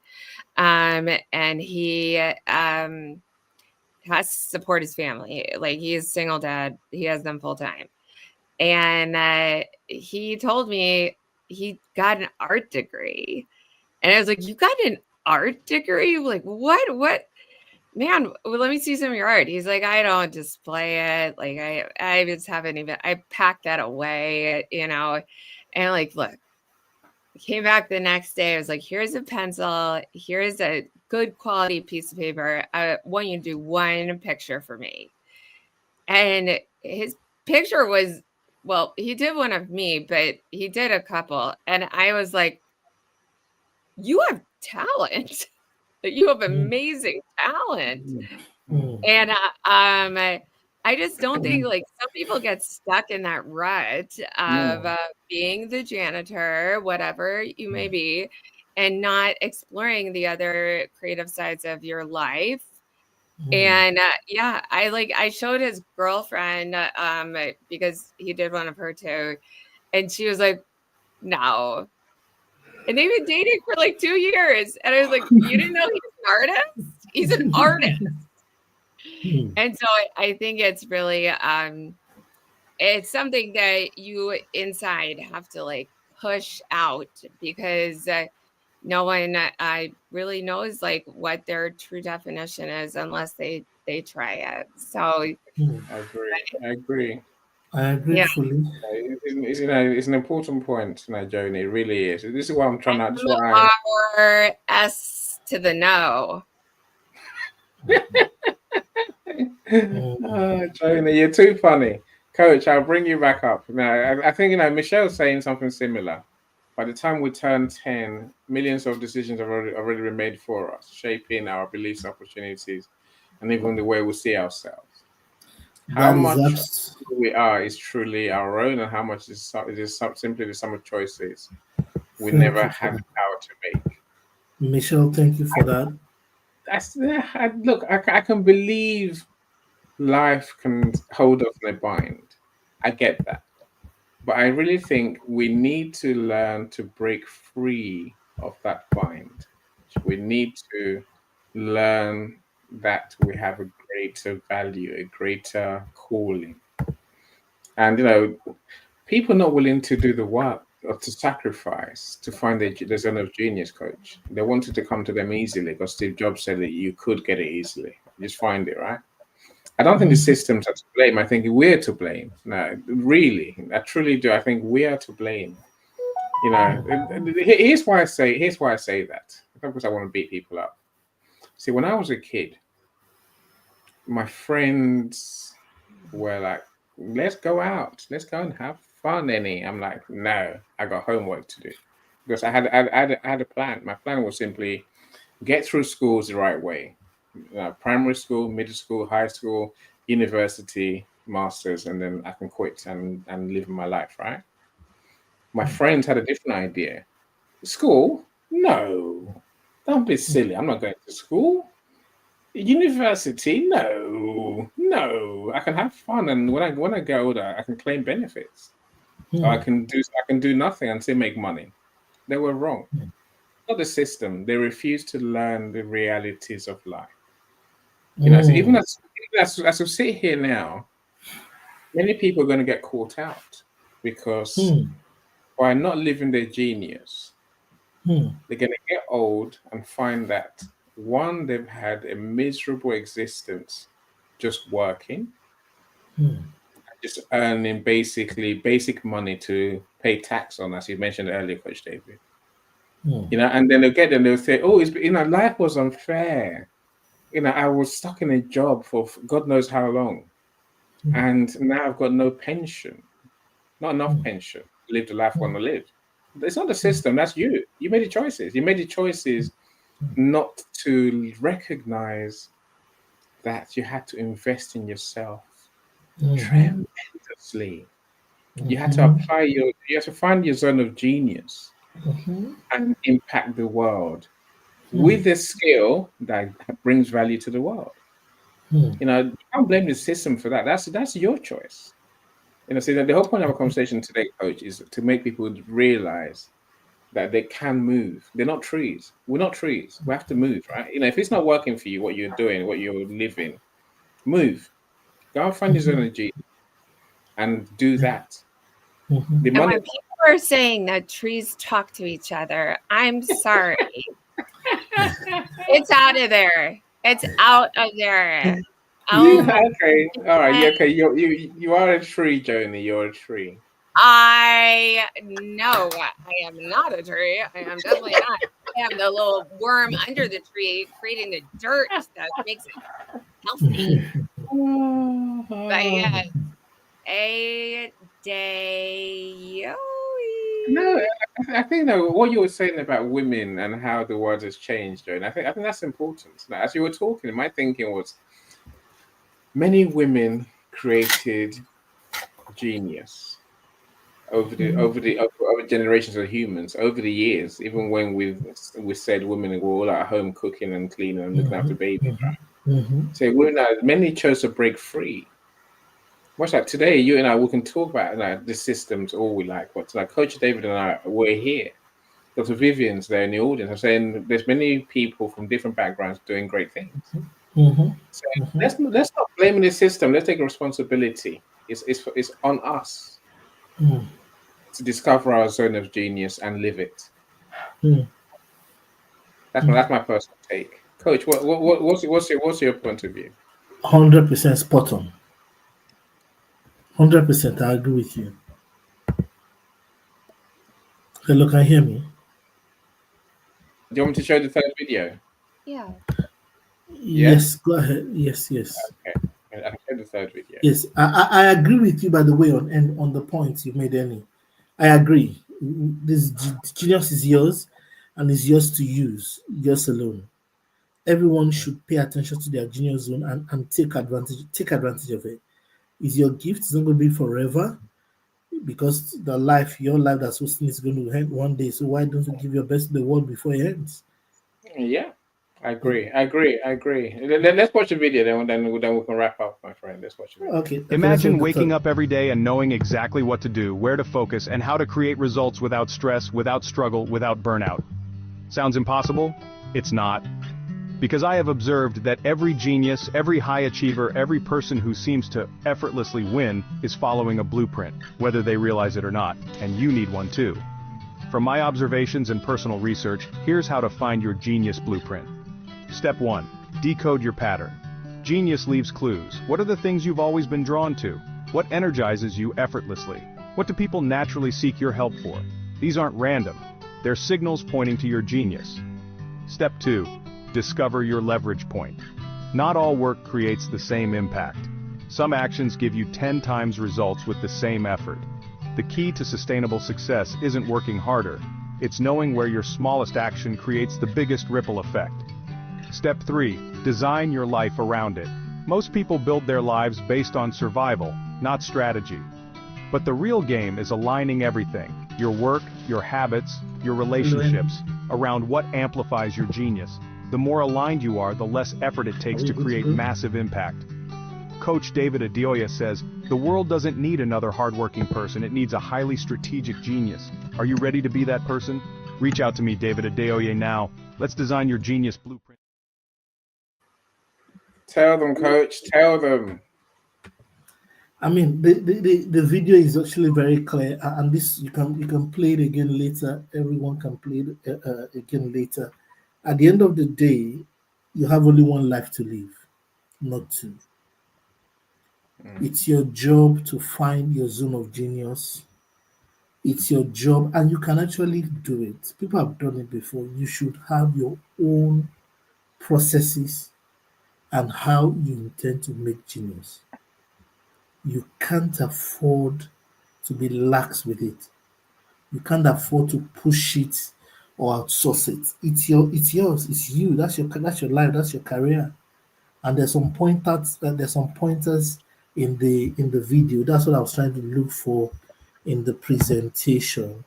Let me just quickly share the last slide. Just share with you the factors for being genius. You need to work and become those factors. All right. These are the factors for genius. Just a minute. The factors for genius. I'm looking for the. Can everyone see my screen? No. Let me put you on screen first. There you go. And now we can see your screen. So if you do present, and then let's go to your slide. Okay. So number one, decode your pattern. Identify your natural inclinations. We said a lot about this. Number two, what's your leverage point? What are the things you do when things are really tough? What are the things that are the game changer? Anytime you do it, it's a leverage. It's as if you are standing on an advantage level. And number three, design your life around those two things. Your pattern and your leverage, depending on how right. I mean, work hard in building a solid tie between those two, and then design your life around those two. That's all you need. You are there already. It's not rocket science. And by the time you do it, it's very intensive architectural or architectural work. This is the blueprint, and this is the only way to go about it. And then begin to act on what you see when you put these three documents together, and you really be fine in terms of living as a genius. Yeah, that ends my presentation. I still have some other points, but that ends the presentation for today. The videos are going to be available on my wall, and the presentation.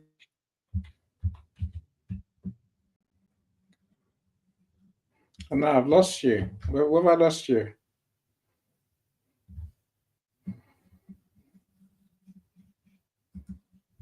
Just a little internet glitch. Yes, something's gone wrong.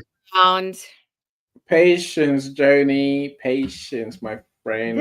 Rick's background. Oh, yeah, let's it's a classic. It's a classic. He did such a good job today. He really did. Soon we're saying about you, Joni. They were saying about you soon enough. But when we start doing your show, I am really proud of him. Well, that sounds condescending. I really valued what he had to say. Yeah, no, I think it's an important. I trust more. I mean, it's an important conversation that we need to have. Yeah. You know, I like conversations like this because I think those who discover their genius live a happier life, more impactful life, and hell, you get richer. Sometimes geniuses can be a little tortured.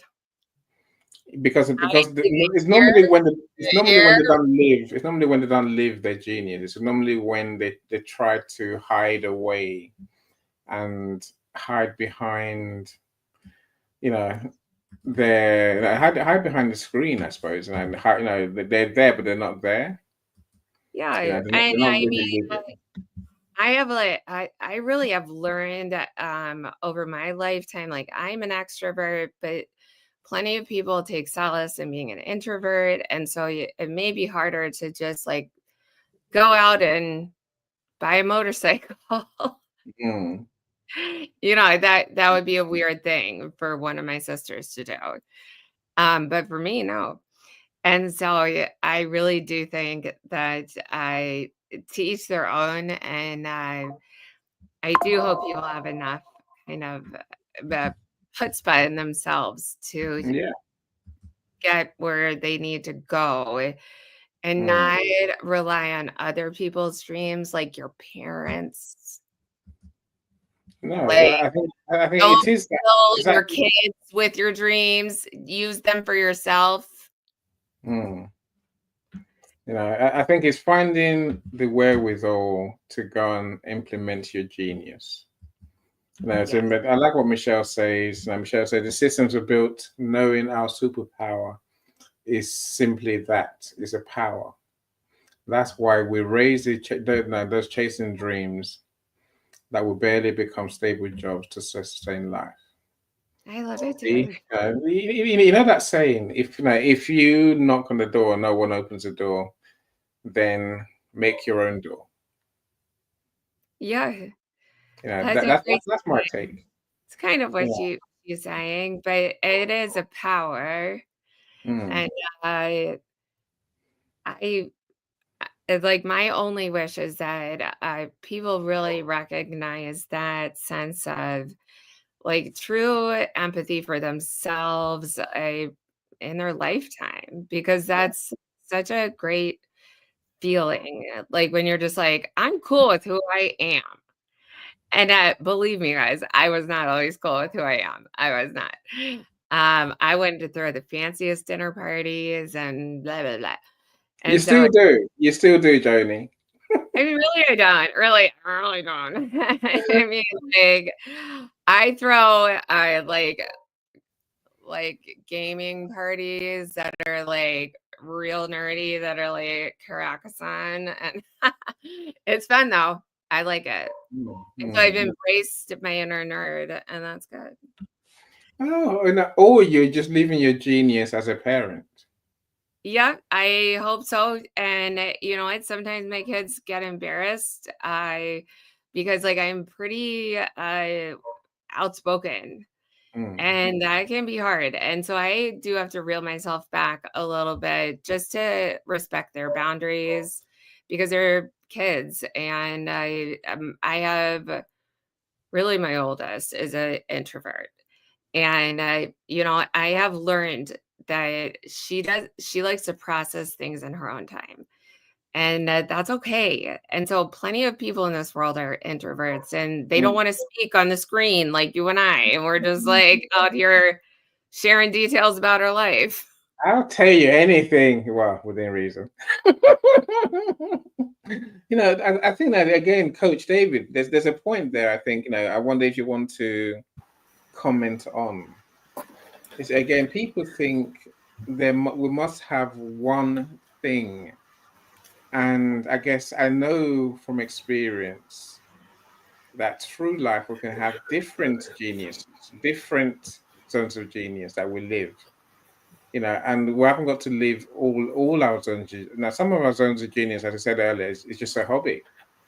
You know, if it's not going to have an impact on the world, then why bother? You know, me playing football, for example, I'm saying I couldn't be bothered after a while, and I just didn't want to run around that much. I just didn't fancy running around like a fool, right?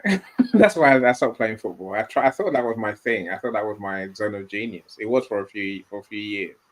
Once I got to semi-pro, and I was like, all that running? No, I'm going to school, and I'll stay at school, thanks.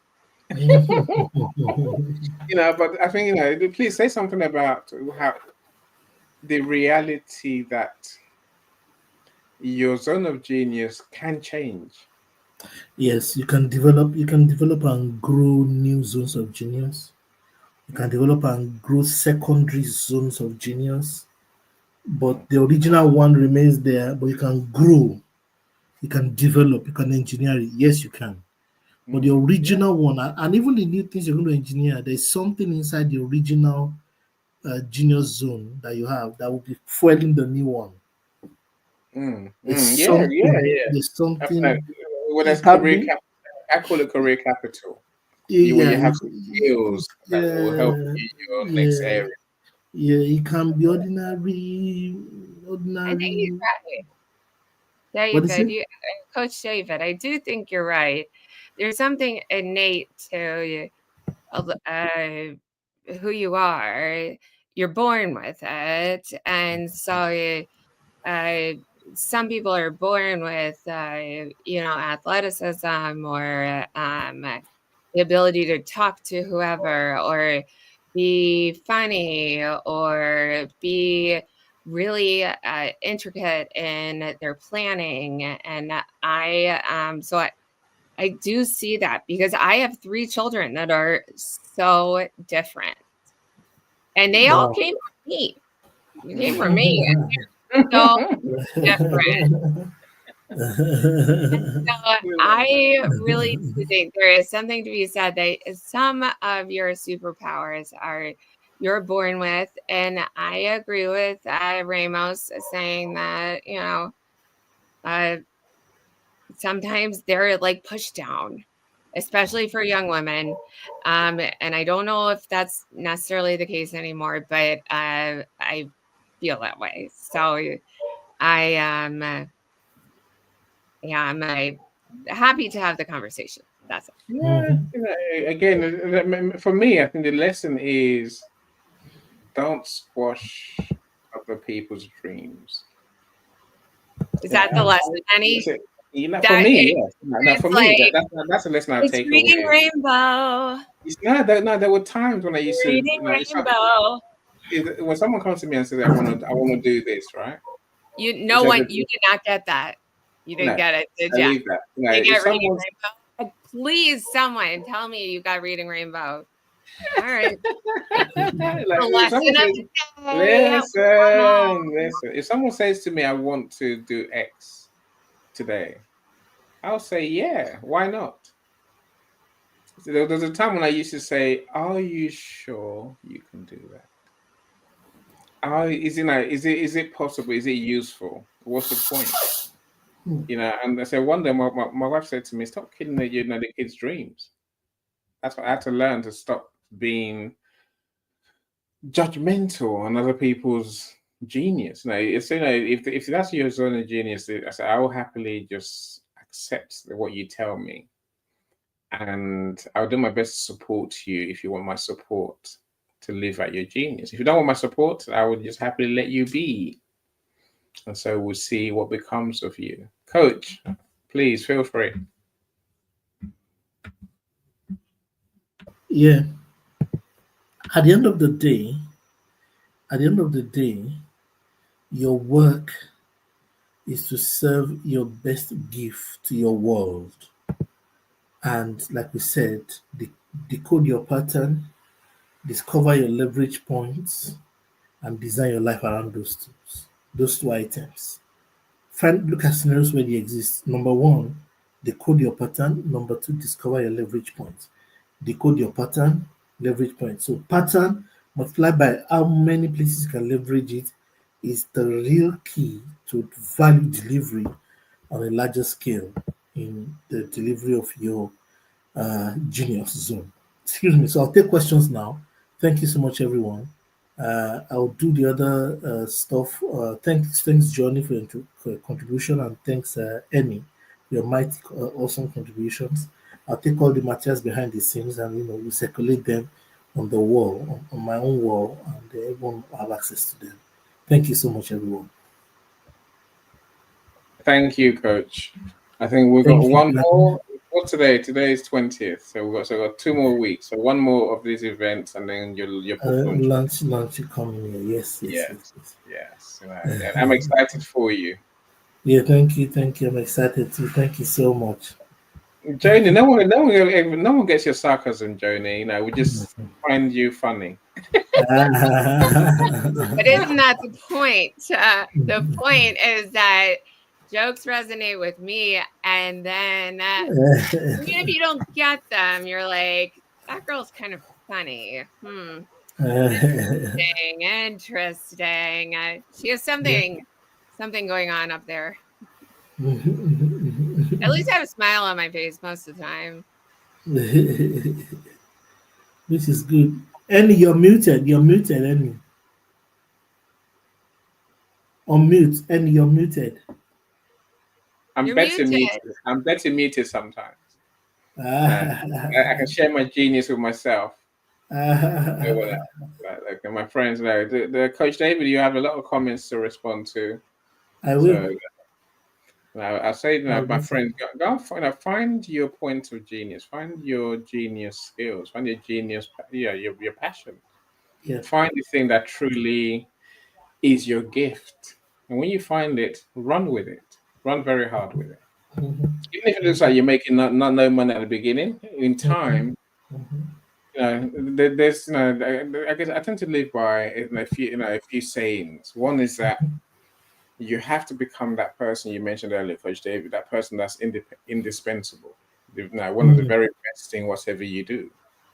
When you do that, they call you a genius.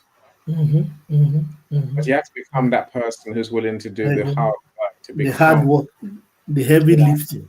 Yes, which can take years. But find that thing that's going to make you indispensable, make you truly unique. Well, and Coach David, let me tell you, I have been doing LinkedIn. I've these podcasts for a couple of years now, and the people I remember are the people that I have some genius comments, but also are kind and have this like soul that comes through. And that's why I have a full list of all of my good friends that I really value, and that's a form of genius when you can Yes. let yourself be Yes. you. And Yes. I agree. I agree. Being kind and being very humane, being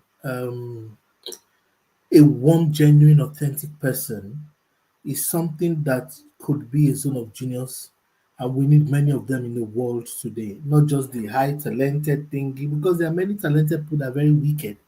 What I was telling Annie the other day, the new thing is that wicked people now cover their wickedness by accusing good people and giving them what you call what's that stuff now? Imposter syndrome. yeah, When you make someone look less competent because you are the incompetent person, and there are many of them like that. Annie and I had a long conversation. There's also the part that for a genius you'll be misunderstood in your journey.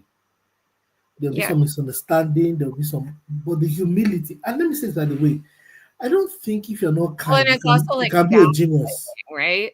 I don't think if Gaslighting. you're not kind, yeah, if That's you're not kind, another term.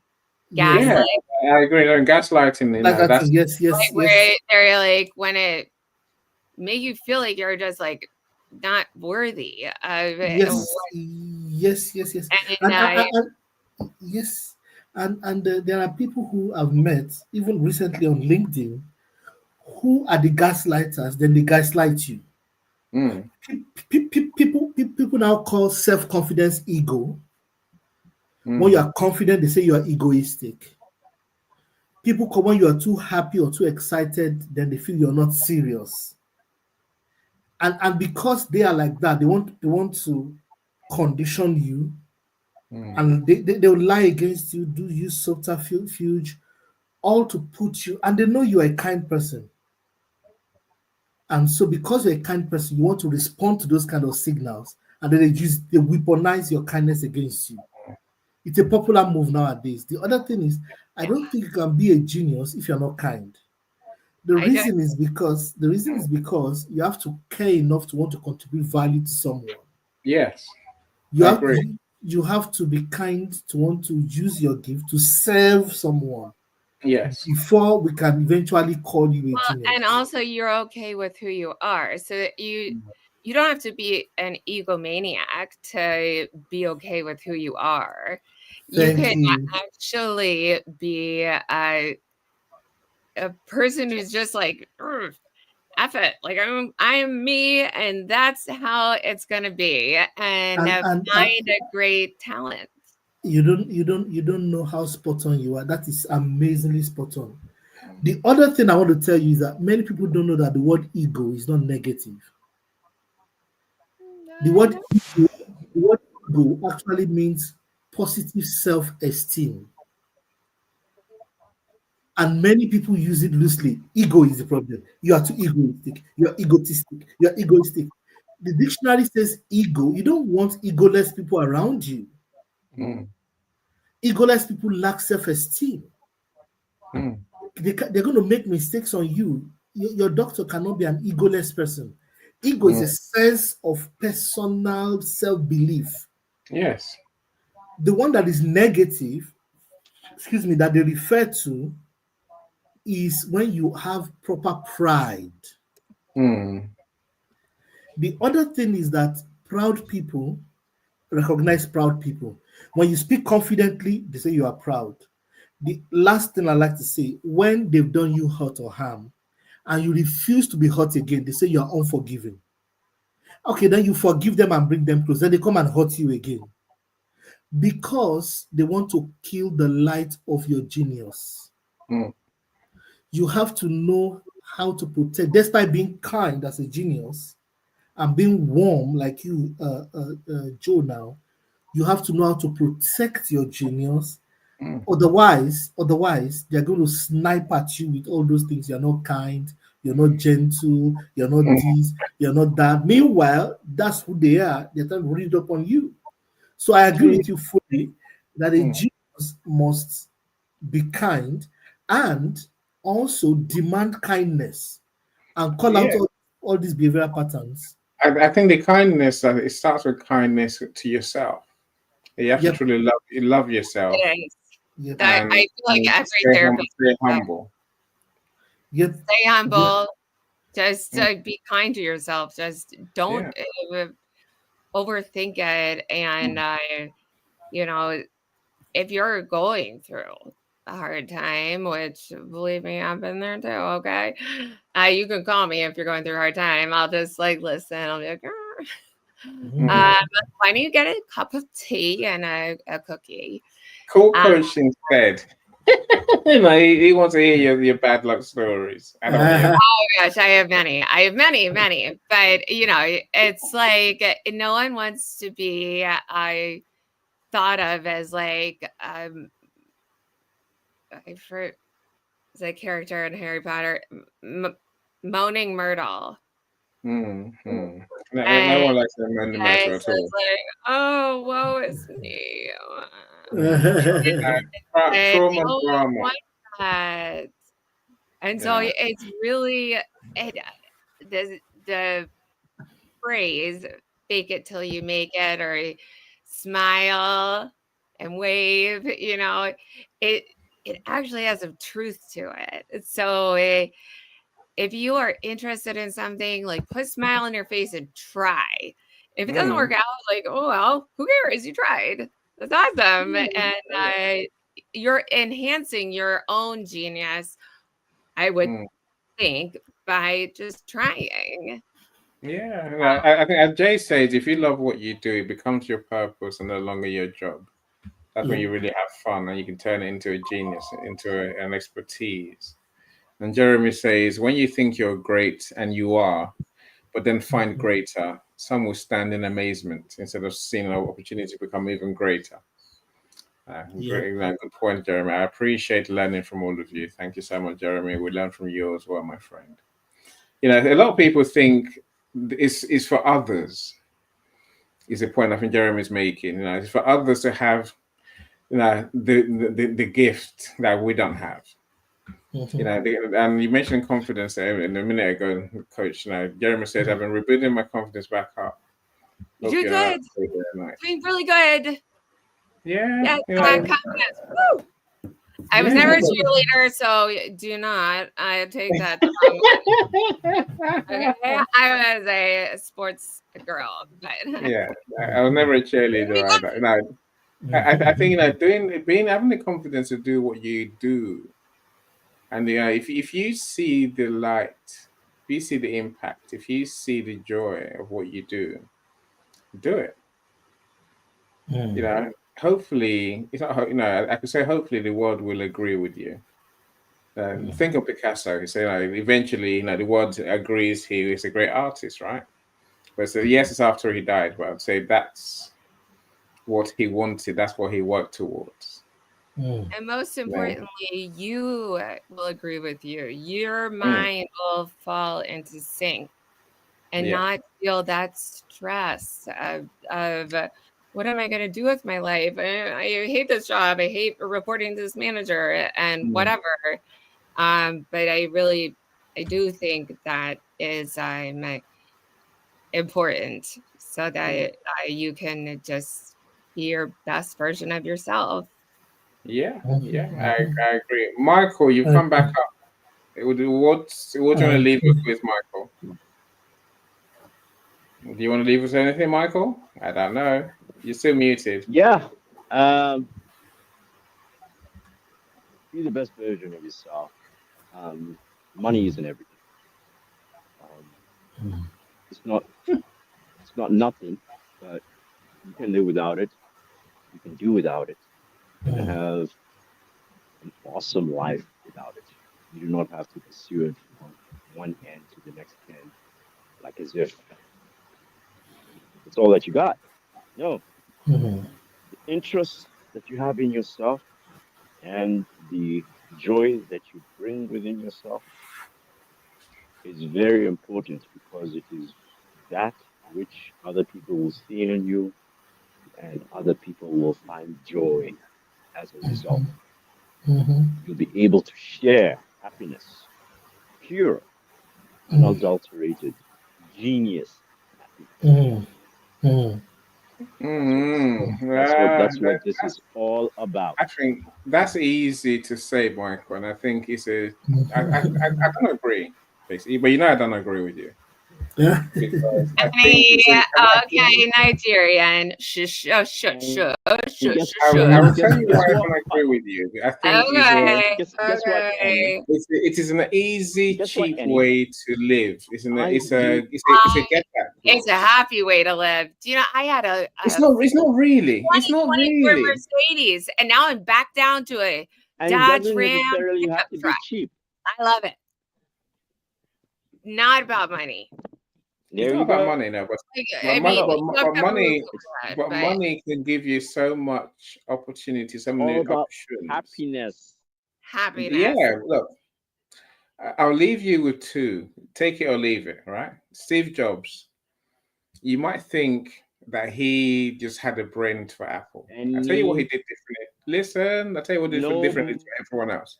What Steve Jobs did, money will not give you opportunity. what It gives you all the what Steve Jobs did, Michael, was get investment to turn Apple from Apple 1 to Apple 2. Without that 250 grand investment, Apple will never become what it become. It's not about money. It's about funding your genius. It's about making that more impactful for other people. Money can help you do that. You can pretend it doesn't, but it does. Again, Elon Musk, is it about money? No. But has he become the richest man in the world? Yes. It's not about money. It's about doing and what he wants to do and following his dream. But money is not the bad thing, Michael. Money is almost a reward Well, it I think can. for your value. you can But it be never like brought him happiness. buying sneakers that are At $1,000. the end of the That's day, ridiculous. it never brought him happiness. He made Apple and he brought Elon Musk happiness. Yeah, and is Elon Died Musk Money is not alone, a crime. lonely. And having money is lonely? not a I crime. agree. Michael, I agree. Who's lonely? I Elon Musk or I Steve believe Jobs? that. I Really? believe that Do you think Eng and I, cozying we are up not to going next to meet on this end. But you want to cozy up next to your partner, your life partner, not some 19-year-old model? Sorry. Coach, who was a 19-year-old model? That's not part of Oh, we didn't. not this girl. I don't want That's her. not. Yeah, that's not what money is there for.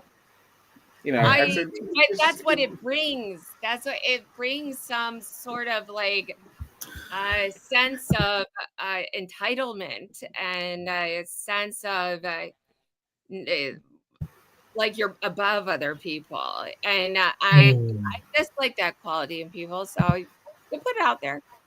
So to be successful in your eyes, Joni and Michael, you must be poor. That's a dumb thing to say, surely.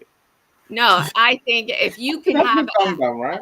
a smile on your face, you can get up and do 50 push-ups, and you can have your dogs waiting with big, happy smiles. And yes, there we go. That is happiness. If you impact if you also makes Michael, we've lost your sound. If you impact the world, as Coach David said, point number 3 in his diagram, they will pay you. I promise you. Now, there's no point you saying I don't want to get paid, because that's just you denying the reality and denying the value that you're giving. What's the point of that? Really? What's the point of denying the value that you're giving and the world says, okay, we're happy to pay you for it? Yeah, there's never an argument about money. Money is not a problem. Those who are obsessed with it, they have a problem, yes. Other people who rightly get money for the value they give, there's nothing wrong with it. I'll never agree with you that Yes, money's a I'm problem. Money's not a like, problem. do you want your Uh, kids to like understand that? Like, you want your kids to be like, yo, I'm going to private school. I am going to Cambridge. It's all on daddy's bill. I Yes, don't think that. nothing wrong I with mean, that. and There's nothing wrong with that. I Nothing wrong with that don't whatsoever. really agree I with like that, to. but it's okay. It's okay. We're getting off topic, and really all we wanted to do was highlight Coach David, who was just brought up a really wonderful idea. And so, Hi, Doctor. Oh, I call you dentist anyway. So, dentist, how are you doing? I'm glad you're here. And Dr. I Fortune is here with us. Thank you for joining us, Thank you for Coach. joining us. Yeah. Stop My us fighting. what do you say? Stop us oh, fighting. Eddie, can I actually just say because to the because I need to go into another meeting in another 7 minutes. yes, of course, I need yeah. to prepare for that. But thank you, Johnny and Michael. I have one more thing to tell you guys before we disbarred. I have picked up gigs doing technical writing. It was so easy. If like literally, I make $200 a day. And all I have to do is write a paragraph about some boring product. And it's really there is so many like side gigs out there. If you're struggling and you're a writer, you can do it because I hustle to the hustle. And so it's just an interesting thing that I happened upon. So if anyone is interested, I can tell you the information on how to become a technical writer, or whatever is interesting to you. Wow. Get in touch with Joni. Coach, where's the book? Which one? The one we are launching? Yeah, book 3. It's here, right beside my desk. Okay, you have to show them, right? Yes, this is the book. There you go. Move it around. Yeah, there you go. That's the book. But we're launching that on the 4th of April. Yeah, 4th of April. So do join us, my friend. Yes. Yeah, I'm excited. We've done well. So we've got one more of these events next week, and then our book launch. So do join us. Yeah. Do join us. Well, I'll definitely buy it, Coach David, even if the brick is eating your book. The book is fine. The coach has to go, my friend. I have to make you guys laugh a little bit. Coach must go, so we have to let him go. Look, connect. Go to comments page or events page, comment section, and connect there, and book a call with Coach David. Get to meet him properly. Yes. Thank you, everyone. Thank you, Michael, Johnny, and thank you so much. Yeah. Everyone in the audience, thank you for joining us, and those who spoke as well. So, Professor Roxana, so Michelle, thank you so much. She's